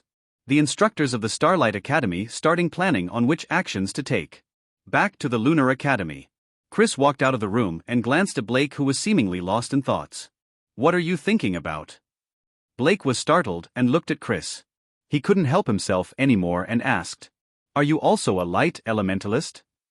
Chris's facial expression didn't change before he asked, "Why are you asking if you already know?"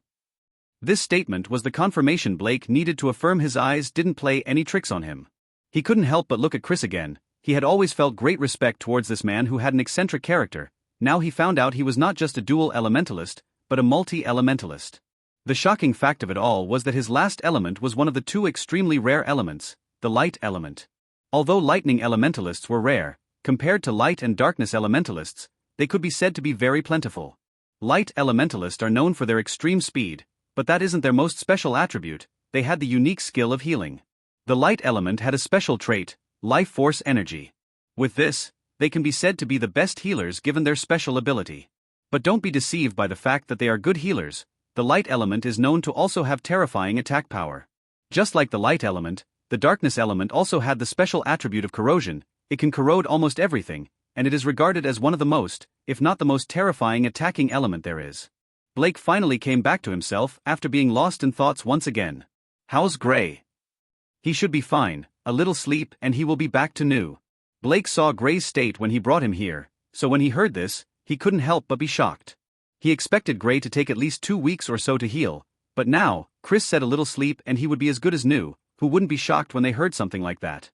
"You should keep your mouth shut about what you saw today."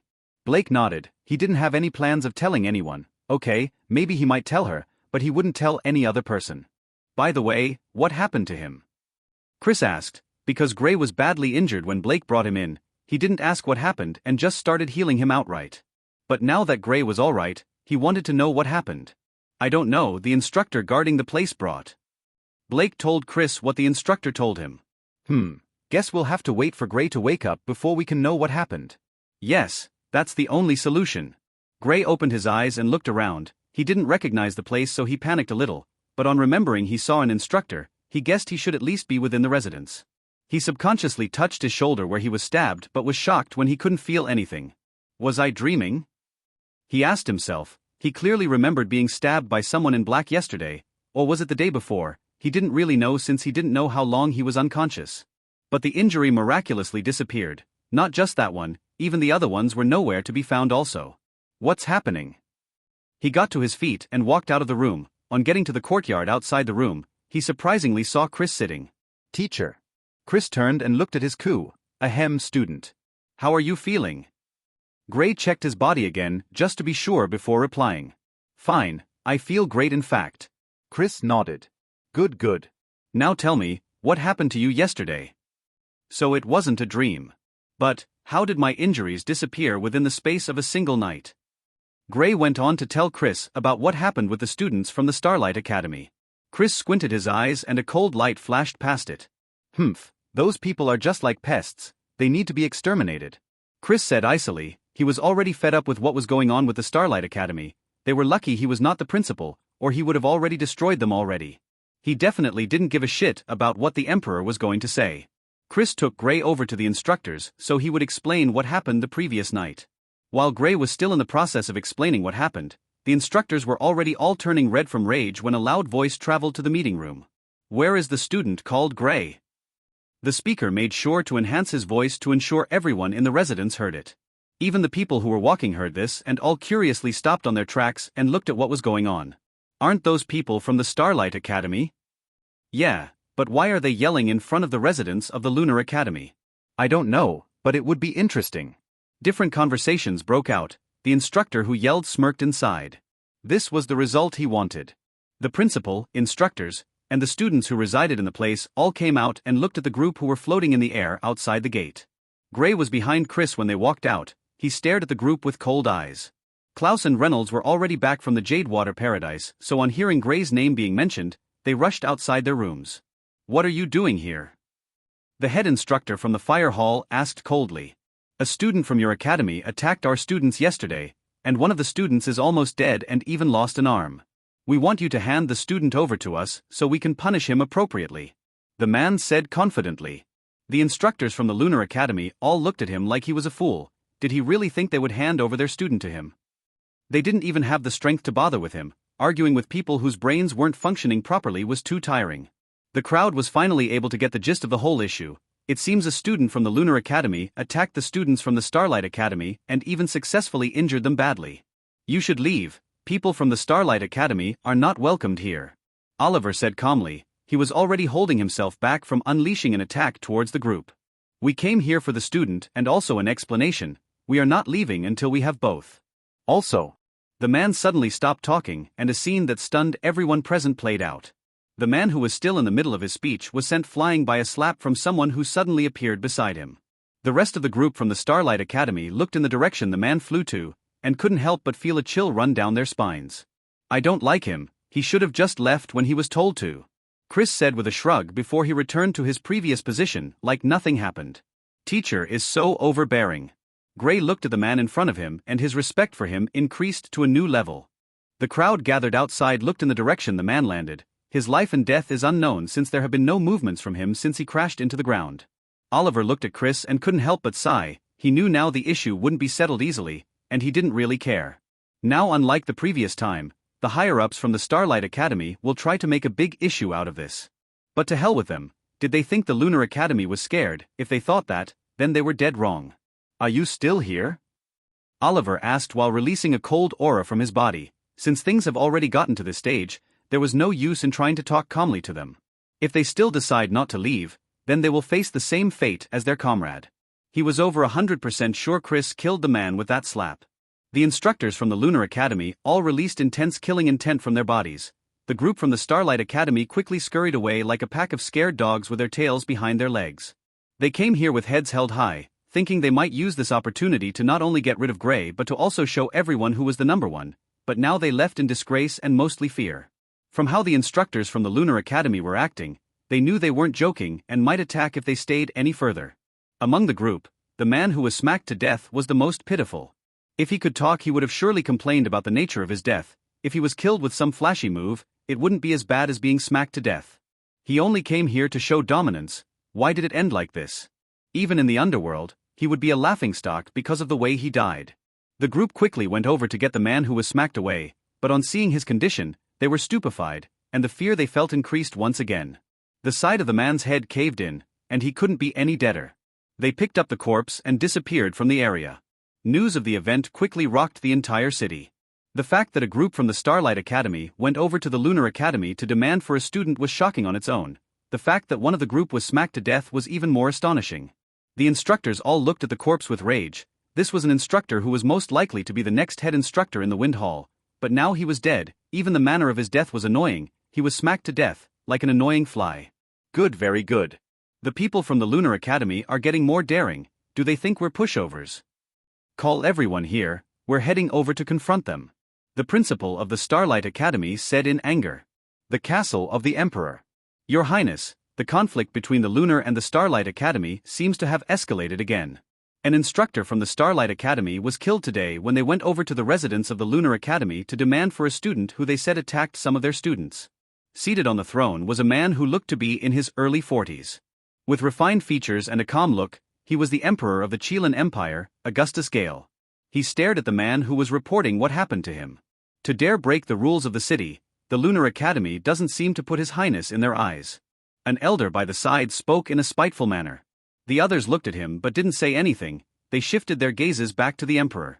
They all knew that the elder had close ties with the Starlight Academy, and he's not the only one. More than half of the elders present here had close ties with them. This was one of the reasons the Starlight Academy had not only grown in power but also why they always acted overbearingly. The man who was giving the report suddenly spoke up again.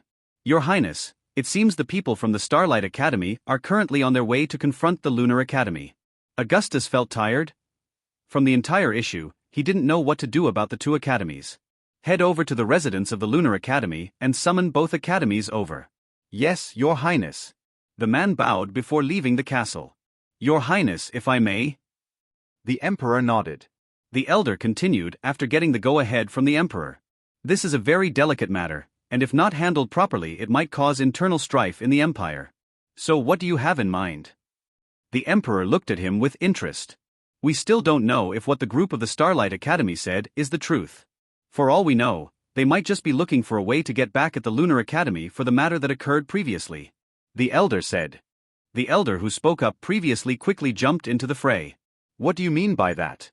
Do you think the people from the Starlight Academy will just decide to bully someone of the younger generation unreasonably? Yes, I do. The man didn't hide his thoughts and said it out loud. He was tired of the tyrannical way the Starlight Academy were acting in the Empire for a while now. They soon got into a heated argument before the Emperor decided to step in. Enough, we'll hear from both sides when they get here. When the crowd saw another group from the Starlight Academy approaching the residence, they weren't surprised since they expected this. The principal and the instructors from the Lunar Academy all came out also when they sensed the aura the group from the Starlight Academy was doing nothing to hide. He's the one. One of the people in the group who came the first time pointed at Chris hatefully. On seeing that the one who was pointed at was Chris, the principal couldn't help but be taken aback. If it was the principal or any other instructor from the Lunar Academy, he would have been 100% confident in doing what he came here for, but in front of Chris, he wasn't too confident. Chris is known for his unreasonable conducts, and given his strength, offending him was not a wise choice. Just as he was about to speak, he noticed someone coming from the direction of the castle. He heaved a sigh of relief since he knew the Emperor has already gotten involved in the matter. His Highness summons both parties to the castle. Both sides nodded before heading towards the castle. They landed when they were 500 meters away from the castle, since it was forbidden to fly within this range of the castle. After entering the castle, both sides told the Emperor their sides of the story. The students weren't called over, and only the higher-ups of both academies were present. Augustus was caught in a dilemma, as he didn't know which side to believe. How are you sure what that brat said was the truth? The elder who spoke up the first time said. How are you so sure what those twerps said was the truth? Oliver retorted calmly. You people from the Lunar Academy all feel like you're on top of the world, to even have the guts to protect such a lowly student who would sneak attack his peers. If you continue speaking, make sure to never leave this castle again. Chris said calmly as he looked at the elder. Since they came to the castle, this elder has been the one opposing them. Even the people from the Starlight Academy weren't as dedicated as he was. Is that a threat? Chris looked at him without replying, but his gaze gave him the answer he wanted. His eyes were simply saying, "Try me." The elder sensibly shut his mouth. He knew some things about Chris and knew he would really kill him regardless of what the Emperor said. Augustus was beginning to feel a headache, especially with the sudden involvement of Chris. He was still confused why Chris was involved in the issue. Why was he even here? He had never attended the previous competitions. Chris. Augustus called out. Chris turned his gaze to the Emperor. Why are you interested in this matter? Because the boy in question is my student. I brought him personally to the academy and I know what he can or can't do. There is no way he would sneak attack their students. But if he really did, given his talent, they'd be dead. Your student? Yes, my student. Do you have a problem with me having a student? Augustus thought for some time before saying, since there is no way to confirm who is right in this matter, we'll have to end the matter here. Chris, you'll have to compensate them for their dead instructor. I do not want to hear of this matter anymore. If the younger generation wants to compete against each other, they're free to. But none of you in the older generations should interfere with it anymore. The elder suddenly objected. Your Highness, do you mean you're going to just dismiss the matter like this? Augustus looked at him coldly. Are you saying I don't know what I'm doing? The elder suddenly realized his mistake. No, Your Highness, please forgive this old one's incompetence. Augustus snorted before adding. Good, you're all dismissed. The group from both academies left the place with the Lunar Academy coming out the better of the two. Later that day, inside the depths of the castle. Father, why are you still tolerating Chris? He didn't even put you in his eyes. The plan is still ongoing, and he is an unknown factor in the overall shape of things. He still hasn't accepted my offer yet, but he promised not to interfere with the plan. He is also a huge asset to us in case a war breaks out with the other empires. For now, we'll leave him be. Besides, he's not someone we can easily get rid of. Why don't we use the Starlight Academy to deal with him? The chances of them succeeding is below 20%. He's that strong. Yes, but I have a plan. At the residence of the Lunar Academy, Gray told Klaus and the others what happened after he left the Jadewater Paradise. He gave them a detailed description of the entire event, and they all felt like they were there when it happened. Those SCU bags, Reynolds said through gritted teeth. Gray looked at him and was almost 100% sure Reynolds was the one who hated the Starlight Academy the most. While the others were speaking, Klaus stayed unusually quiet. He suddenly spoke up. There's still something puzzling about the story. The rest looked at him with interest. You said one of them suddenly appeared and tried to stab you with a dagger? He asked. Yes, I didn't really get a good look at the figure. But I think the person is also one of them. He just hid and waited for the right time to strike. Luckily, I was fast enough to make sure he didn't hit my vitals. Gray answered. He was totally taken off guard when that figure suddenly appeared. I don't think so, Klaus said calmly. Ha! Not just Gray, but Reynolds and Alice were also taken aback when Klaus said this. From the way the person appeared, I think it was an assassin. Klaus told them his conjecture.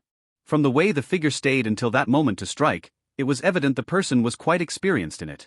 Assassin! The others all exclaimed in surprise. But what I don't know is who would want to send an assassin to kill you, and why?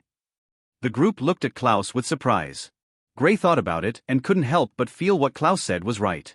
I don't think I've offended anyone since we got to the city, Gray said after some time. He rarely had contact with people. How will he offend people and didn't even remember it? What about the Starlight Academy? Klaus asked. Why would the Starlight Academy send someone to assassinate me just because I beat up one of their students? Gray said. He didn't think the people from the Starlight Academy did it. He knew they were upset he beat up their student, but sending an assassin to kill him is just being unreasonable. Beats me, but they are the ones I think are likely behind it, or the family of the boy you beat up. We all have to be careful from now on. I'll inform my father about this, Klaus said to the others. They stayed for a while before they all left. Gray decided to tell Chris about Klaus's deduction. It's definitely them, Chris said without a second thought. After hearing the full details of the fight, he couldn't help but applaud Klaus's perception. For him to be able to know there was something different about the figure was brilliant. By chance, did you see any symbol in the shape of a hand on the dagger? Chris asked to confirm if it was the group he suspected. I don't know since it happened too fast, but from what I could remember when I touched the dagger, it was made from what seems to be steel. Oh. And the dagger is black, even the blades of the dagger were black. Gray said. It's definitely them. Chris mumbled. You know them. Why are you asking? Now get to training. If you were able to make the inscription faster, you wouldn't have been beaten so badly. Chris reprimanded him. Teacher, how come all my injuries were healed when I woke up? Gray couldn't help but ask. He was puzzled by this, but he had not been able to ask Chris because of what happened earlier. A miracle, Chris answered nonchalantly. Gray left frustrated after not getting any answers from Chris. He was sure Chris definitely had a hand in it. After Gray left, Chris squinted his eyes. Humph. To dare try to assassinate my cook. Chris appeared in a luxurious compound on the southern side of the city. It was like he was a ghost as he appeared and disappeared in random places. Some minutes later, Chris came out with a confused look on his face. He searched the entire place and he didn't find a single soul in the entire compound. This was unexpected since the place was always occupied. Since the Black Hand established themselves, they had never left this place. They had powerhouses who could protect the place, and given their strong network of friends, they rarely made enemies who are strong enough to threaten them. Could it be that they have fled the city? I don't think so. Seems like something else is going on. Chris left the place since he didn't find who he was looking for. He was not the only one who had come searching for the people here. Even the middle-aged woman in black had come earlier today but couldn't find them. She came the previous night, so it was surprising they just disappeared the next day. It was like they were never there. The previous night, while Gray was battling with the group from the Starlight Academy, there was another person present who none of them took notice of. Even the girl didn't notice there was someone else there. A man was watching the battle from the sky, but it was impossible for the others to know of his presence. Even the strongest expert in the city will not be able to detect him. Little Lord seems to have improved compared to the last time he battled against a group. Although he's still getting beaten, the result of the battle is not that bad. He had been following Gray since he arrived here a month after Gray joined the Lunar Academy. He had watched all of Gray's battle and could tell Gray had improved compared to before. One of the things that shocked him the most was when Gray battles with the mercenaries. After Gray was covered in rocks, he knew he wasn't dead and was just about to step in and eliminate the mercenaries, when Gray suddenly rose from the rubble. It was a shocking sight, as the power Gray showed was something someone of Gray's stage wasn't supposed to have. But the thing that shocked him was when he noticed Gray suddenly had an extra element, the wind element. He was sure from the time he started following Gray, he could only sense lightning and earth elemental essence around him, but the wind element suddenly joined the fray after that night. During the current battle, when Gray is being badly beaten, he sensed when Gray was making the inscription. What a great plan! If this is successful, he wouldn't have a problem with defeating them. But that lass is still a problem though. Let's see how it goes. He nodded in approval when he noticed what Gray was trying to do, and also kept a close watch on the girl hidden in the shadow. Just as Gray landed close to the girl sprang out and dashed towards Gray, aiming the dagger towards his heart. What a smart girl! An assassin truly is an assassin no matter where they are. Such sublime timing and impeccable spot targeted. With the speed of the strike, her target can't escape this. Sigh, if only she wasn't trying to kill Little Lord, I would have taken her as a disciple. He waved his hand and the girl froze for a slight moment. This was all Gray needed to dodge the attack and use the symbol to attack the others. On seeing Gray was able to shift his body, he nodded in approval. If Gray hadn't been able to move, he would have been disappointed since he thought Gray's reaction speed was fast. Given an opportunity, he firmly believed Gray would be able to make sure his vitals weren't hit, and Gray didn't disappoint. This battle should teach him to never lower your guard when battling. He could have easily made sure the girl never appeared, but he wanted to see Gray's reaction and also his vigilance. And the outcome showed him Gray still had a lot to learn. After he confirmed Gray had entered the residence of the Lunar Academy, he followed the girl back to her hideout. He saw the girl speaking with a lady. Guess you will all have to disappear now. You can only blame your bad luck for trying to assassinate the Little Lord. The man spoke with a sigh. He still felt bad about killing the girl, but he knew he had no other choice. Back to the present day. Ah, finally. Gray said in a satisfied manner. After so long, he had finally increased the grade of his earth element. Now his lightning element was blue grade, the earth element was purple grade, and his wind element was still in the pink grade. But he was sure it wouldn't take long before it improved to the orange grade. The 3 days break soon came to an end and the third round was about to begin. Of course, what happened previously at the residence of the Lunar Academy was still the major topic. Soon, the man in charge of the competition took to the platform and announced the rules. Just like the previous times, they will all be given a plaque with numbers, but since there was an extra person, one person would get to skip this round of battles. The moment Gray and his group heard this, they all turned to look at Klaus. They still remembered how he was able to get both lucky numbers during the tournament at the academy.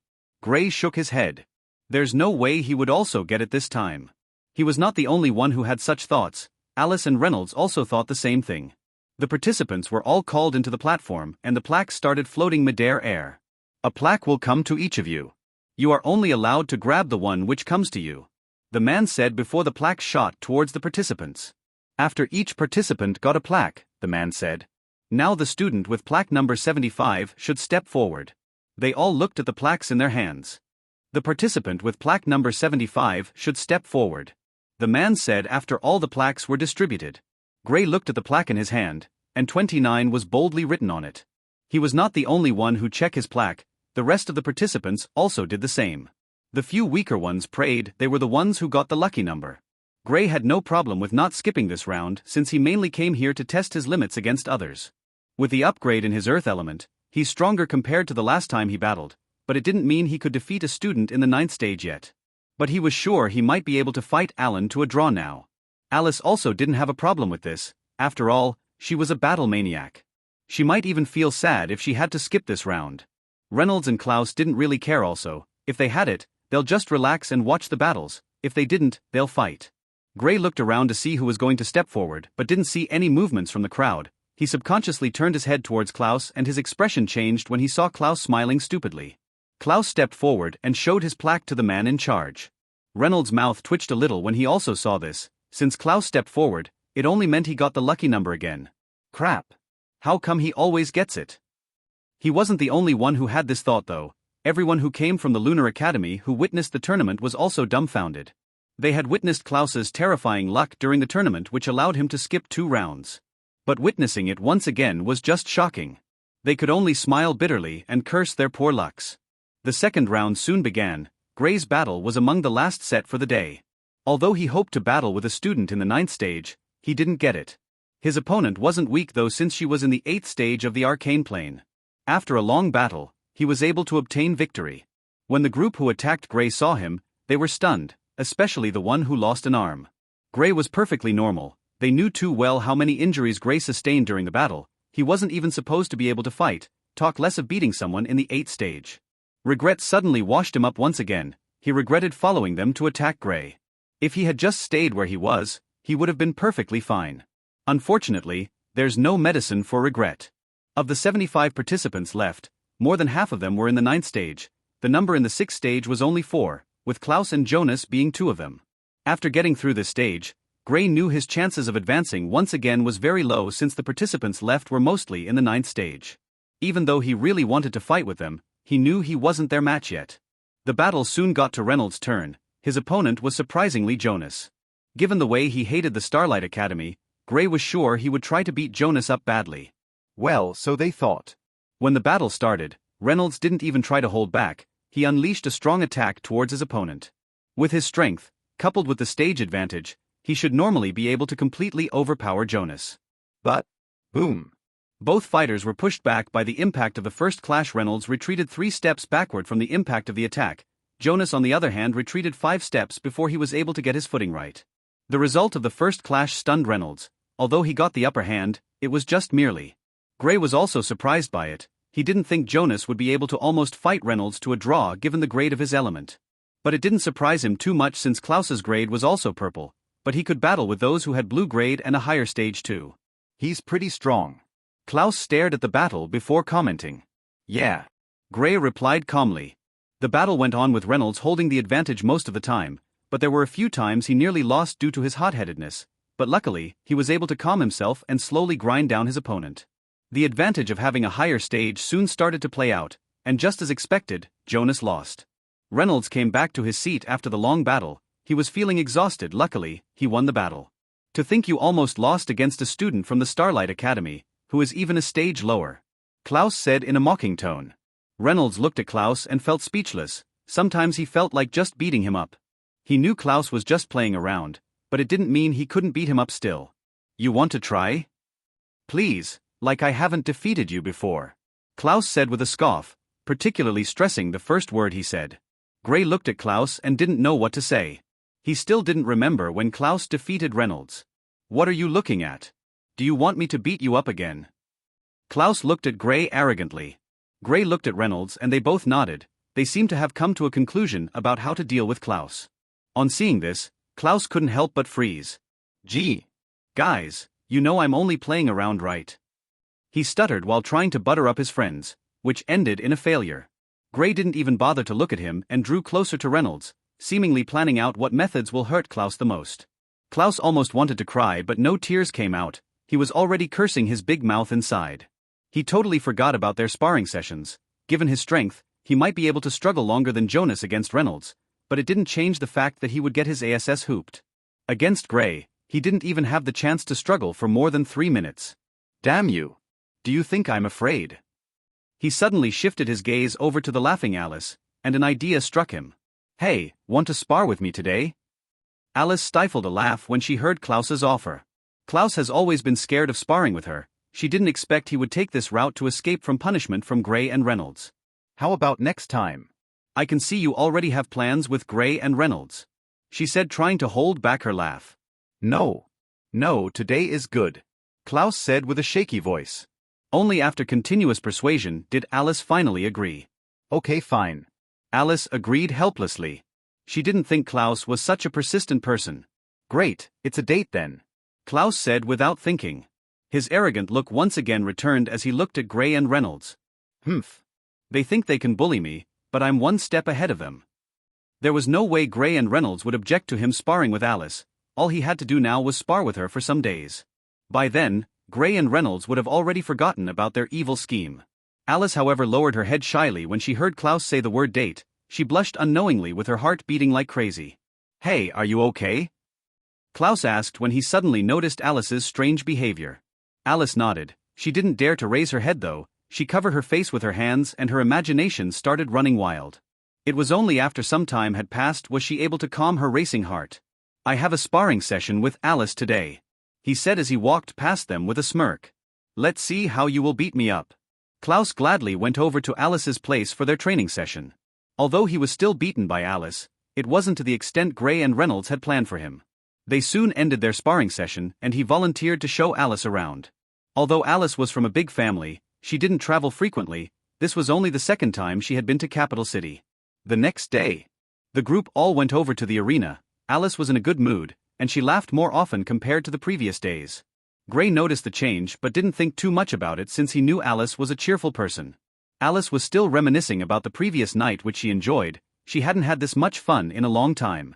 Klaus being a great company only made things better. He took her to all the fun places he could think of, and they only returned when it was past midnight. They would have stayed longer if not for the battle she had today. Her opponent was in the 8th stage of the arcane plane, who she easily defeated and came back hopping to her seat. Just like the previous day, Klaus ditched Gray and Reynolds and opted to train with Alice. He still didn't know if they still wanted to beat him up, and didn't want to take the risk. Although he was also beaten up like the previous day by Alice, she seemed to have held back compared to yesterday. After training, they continued their touring of the city. Reynolds could only find comfort in Gray since they were the ones who were left out.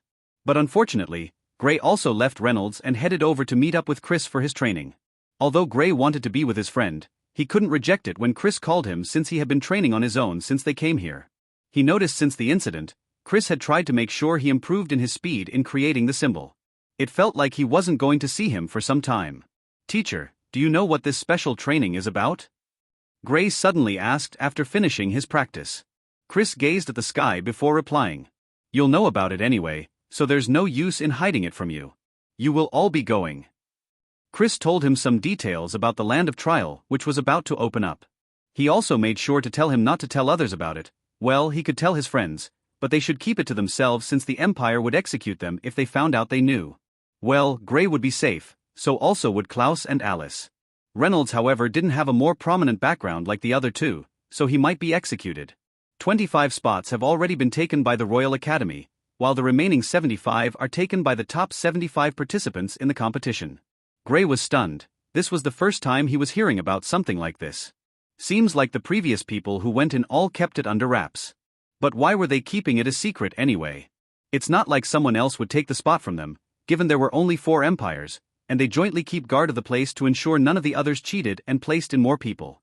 So that's the reason they increased the number of students. But why didn't the Royal Academy fight for a spot like the others?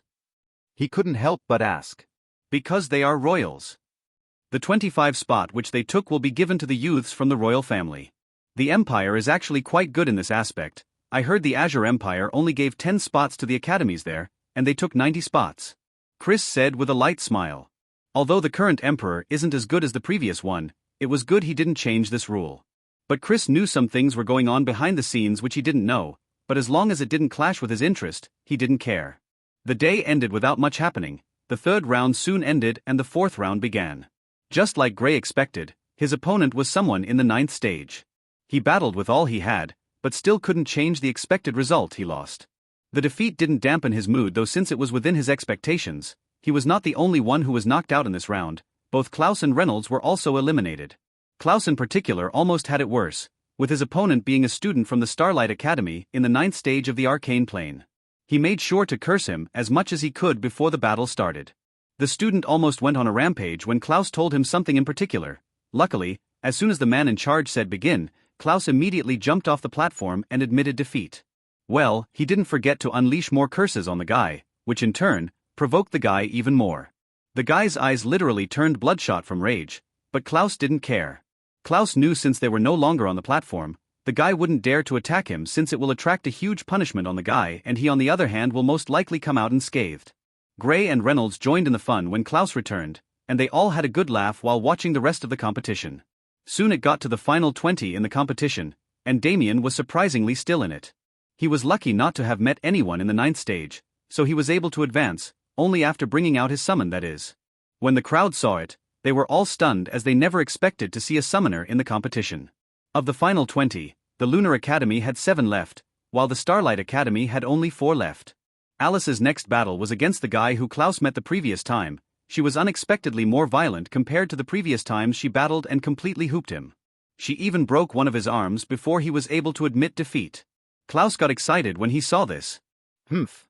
Trying to show your petty strength in front of me, now that you met my sparring partner, you couldn't even do shit. Reynolds, on the other hand, was always excited whenever he sees the people from the Starlight Academy being beaten. When it got to the final 10, the Starlight Academy only had 1 student left. This was a total setback compared to their previous year's triumph. The Lunar Academy had 5 students in the top 10. This was an amazing record. They completely dominated this year's competition. From now, they would definitely be regarded as the #1 academy among the others. The competition ended with the Lunar Academy winning it comfortably, with 2 of their students taking 1st and 2nd place. This was the first time in the history of the competition that one academy took 1st and 2nd place. Alice was ranked 5th overall. The student from the Starlight Academy was able to grab the 3rd spot, just barely. The result of the competition was announced in the Empire and the rewards were given to those in the top 10. 5 days later, Gray looked at the man who stood before him giving a speech, and was quite moved by the majestic aura radiating from him. "You all are the future of the Empire." The man ended the speech with this. The participants all cheered after the man finished his speech. This was the Emperor of the Chilean Empire. They never thought they would get the chance to meet the Emperor, so seeing him was a pleasant surprise to the 75 participants. Well, there are some new faces among the 75 participants, but the others didn't really care. It was not like they were the ones changed, right? When the majority of the crowd heard about the mysterious land of trial, they couldn't help but feel excited. They all knew this was a once-in-a-lifetime opportunity, and they were glad they would be able to participate in it. Now they understood why the quotas were improved previously. The youths formed different groups and chatted about the new place they were about to head to. They were informed beforehand to come with their weapons if they used any, and some clothes since they would be out for a while. Gray had finally reunited with his short blades. He was about to step into a dangerous land. Going without his blades was impossible for him. He had spent the last 5 days training mostly with Chris since he would be gone for a while, and he needed to improve the speed at which he created the symbols. Inscription will be very useful for him in a place like that. A group of men came out and directed the youths towards an open field in the castle. The youths were stupefied by the sight. A bunch of aerial magical beasts gathered in the place. This was going to be their ride. They all got on the different birds and the birds took off, their destination, the magical beast forest. Somewhere in the Azure Empire. In a mountain range, a large compound was situated in the depth of it. Inside a study room in the compound. "Lord, they are ready." A man stood in front of a refined-looking man who sat on the chair behind the desk, reading a book. There was a desk at the side of the study room and books could be seen arranged in an orderly fashion on a book rack. The man who was reading shifted his attention to the man standing. This was the butler of the compound. He hadn't stayed with the family for too long though. Okay. "Have you given them the map?" The butler nodded. "Yes, Lord, they should have no problem with locating it this time." The man replied. "Good. "Make sure to remind them there is no room for failure. You should know how long it took us to create that map, and how many lives were lost because of it."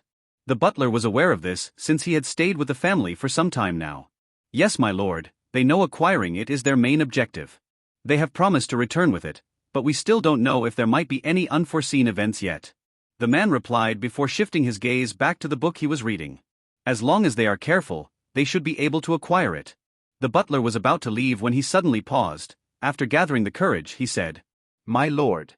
The man continued reading his book when he answered. "Speak." The butler asked with a shaky voice.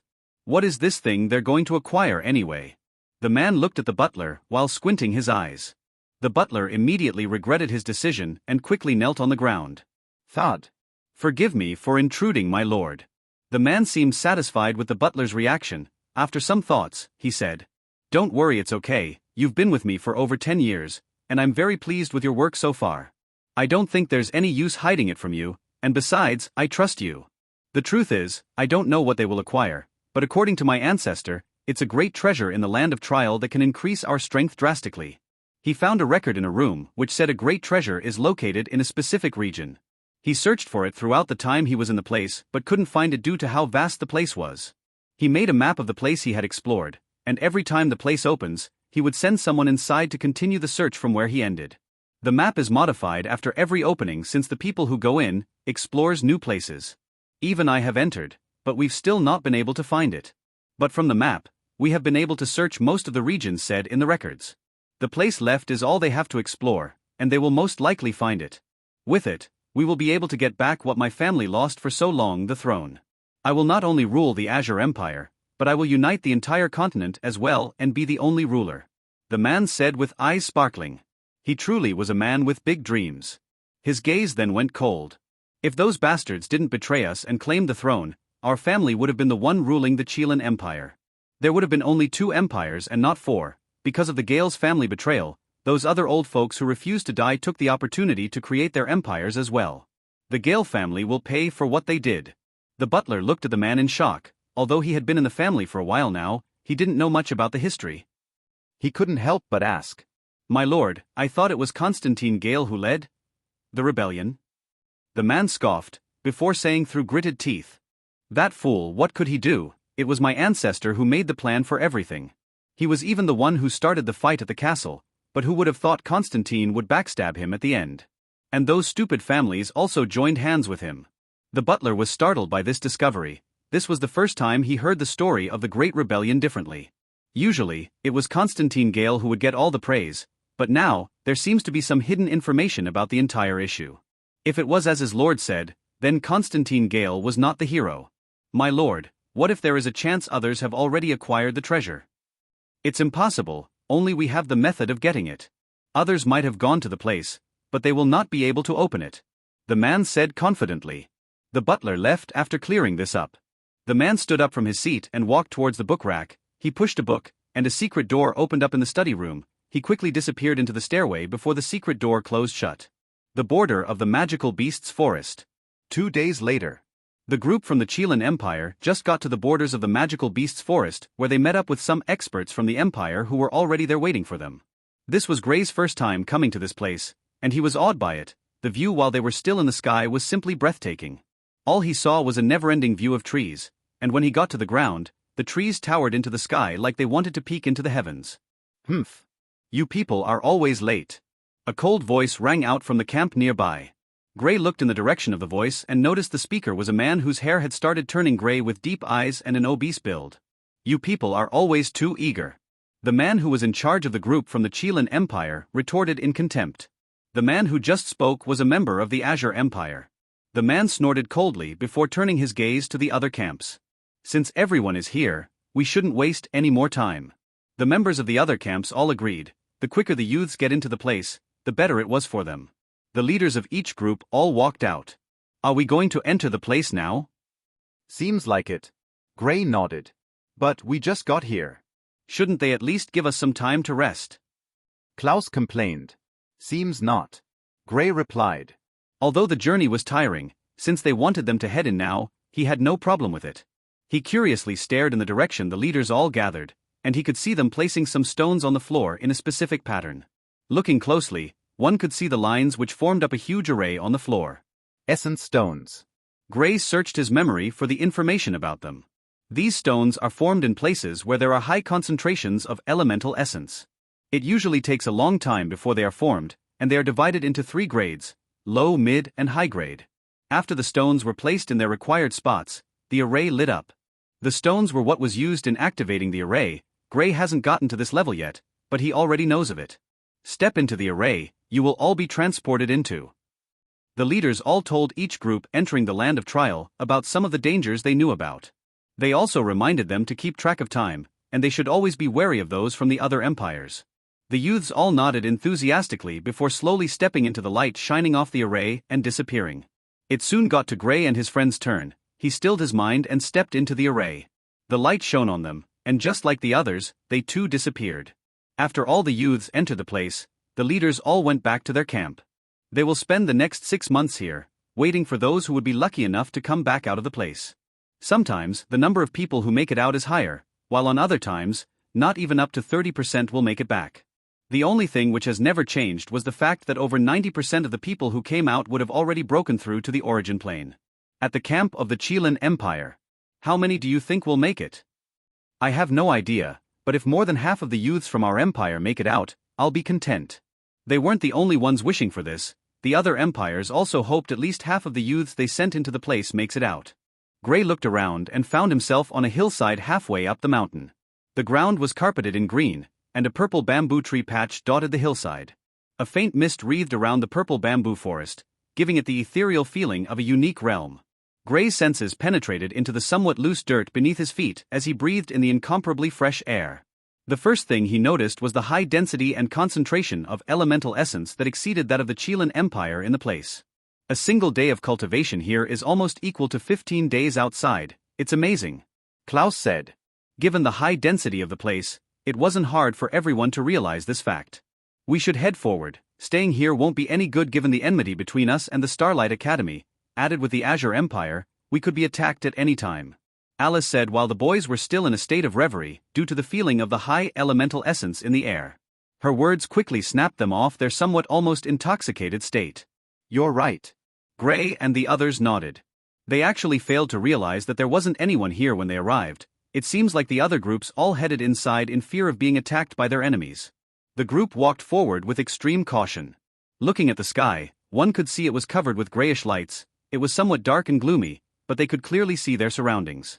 The flora here was different from the outside. They were long and tall, ancient trees at the height of several hundred meters, but everything felt like it was covered in dust. Looking afar, one could see mountains, rivers, and jungles. 1 hour later. Boom. What the hell? That's the 6th one already, Klaus said in frustration. They had only headed around 1 kilometer, yet they had been attacked by 6 different beasts. The only upside was the fact that the beasts were alone and not moving in groups. They did say it was going to be dangerous.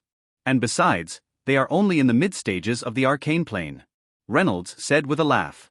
That's why I'm complaining. We haven't even gone deep into this place and the beasts we are encountering are already in the mid-stages. This last was 1 step away from breaking through into the late stages. What would happen when we head further? Stop complaining, it's not like you couldn't defeat them even if you were alone. Gray reproached Klaus. The group continued their journey, and they soon started seeing some buildings. The buildings all had an ancient feel to them, like they had existed for a long time now. It was just like they were told, this place used to be inhabited by people. But it seems like it was a long time ago. What happened here anyway? Reynolds looked at the shape the buildings were and asked. Most of the buildings had holes in them, and they didn't seem to be made due to the passage of time. Rather, they were made from some kind of attack. A war maybe? Well, from what they said, this place has been existing for so long, and there weren't even any records of it, Alice said while also surveying the place. They entered into one of the buildings but found nothing relevant inside. The group continued on their way when they suddenly heard a scream. On looking ahead of them, they saw a boy being eaten by a giant snake. Well, swallowed is the right word. More than half of the body was already inside the mouth of the snake. A horned snake, Gray said as he looked at the snake that was moving in their direction. This snake seemed to already be at the late stages of the arcane plane, and the chances of it being in the 8th stage is very high. It could most likely be in the 9th stage even. The snake immediately opened its mouth and spat out a greenish gooey liquid which shot at a very fast speed towards the group. Gray acted fast and quickly set up an earth wall. But as soon as the liquid came in contact with the wall, it immediately started corroding it at a fast pace. Venom! Klaus yelled. We can see that. Reynolds retorted. Why would we meet such a troublesome beast this early? The snake swung its tail agilely and was able to easily destroy the spear. Alice and Reynolds also sent out attacks that landed on the body of the snake, but the snake seemed to be oblivious to the attacks. Its scales are too hard, there's no way our attacks can penetrate through, Alice said while dodging the venom the snake spat out towards them again. Gray brought out his short blades. Given the current circuitum stance, there's a chance he might be able to inflict damage to the snake due to its sharpness. But that was not going to be an easy task since it will be incredibly difficult to get close to the snake. He infused both the lightning and wind element in his body to maximize his speed. As he dashed towards the snake, Alice, Klaus, and Reynolds immediately sent out attacks towards the head of the snake to distract it so Gray could get the chance to get close to it. Just like they expected, the snake immediately protected its head with the other parts of its body, thereby leaving a large target for Gray. Although Gray initially planned to go for the head, but the current defensive stance the snake took made sure he didn't get the chance. Held in a reverse grip, lightning started dancing around his blade as he slashed it at the body of the snake with terrifying force. Slash. Shriek. The snake shrieked in pain as a deep gash opened up at the side of its body. It looked at Gray with hatred before swinging its tail quickly towards him, wanting to smash him to minced meat. He already knew the snake would counterattack, so he immediately retreated after leaving behind a wound. Slash. Gray, who had been on the sidelines waiting for an opportunity, immediately struck again. This time, leaving a bigger wound. The snake shrieked again and wanted to attack Gray, who had already wisely escaped from its attack range. They had already left the area the previous snake was during the battle. The group continued with the same tactic, and they slowly started tearing down the scales of the snake. Gray was literally just descaling the snake so it could be dealt strong attacks from the rest of the group. Alice was very effective since she was now able to inflict damage on the snake. The wounds increased and the snake was barely able to counterattack. It suddenly let out a strange sound. And they once again heard the sound of something rubbing against the ground. It's calling for backup. Gray yelled as he once again delivered another slash close to the head of the snake. The snake had managed to protect its head almost all through the battle, but Klaus had been able to get a good strike which almost hit its eye if not for it closing it quickly. The attack struck the eyelids of the snake, but the strong scale ensured it didn't leave any wounds. The first snake crawled out of the building where it swallowed the boy. On seeing the wretched state of its partner, it charged towards the group. The same tactic? Alice asked in excitement. Yes. The others all nodded and once again started slowly wearing out both snakes. The new one was much easier since it wasn't as strong as the one they were fighting previously. The snake seemed to have realized it made the wrong decision in rushing into the group and wanted to escape, but the realization was a little too late. 10 minutes later. The two huge corpses of the snakes laid on the floor with the group breathing heavily, especially Gray since he had to get close and attack, before retreating as quickly as he came. Did anyone notice the beasts here are much stronger compared to their stages? Gray couldn't help but ask. Given the stages of the snakes, it shouldn't have taken them this long to deal with both of them. Gray even felt the chances of him defeating the first one they battled personally were very low. Yeah. The others all nodded. This truly is a mysterious place.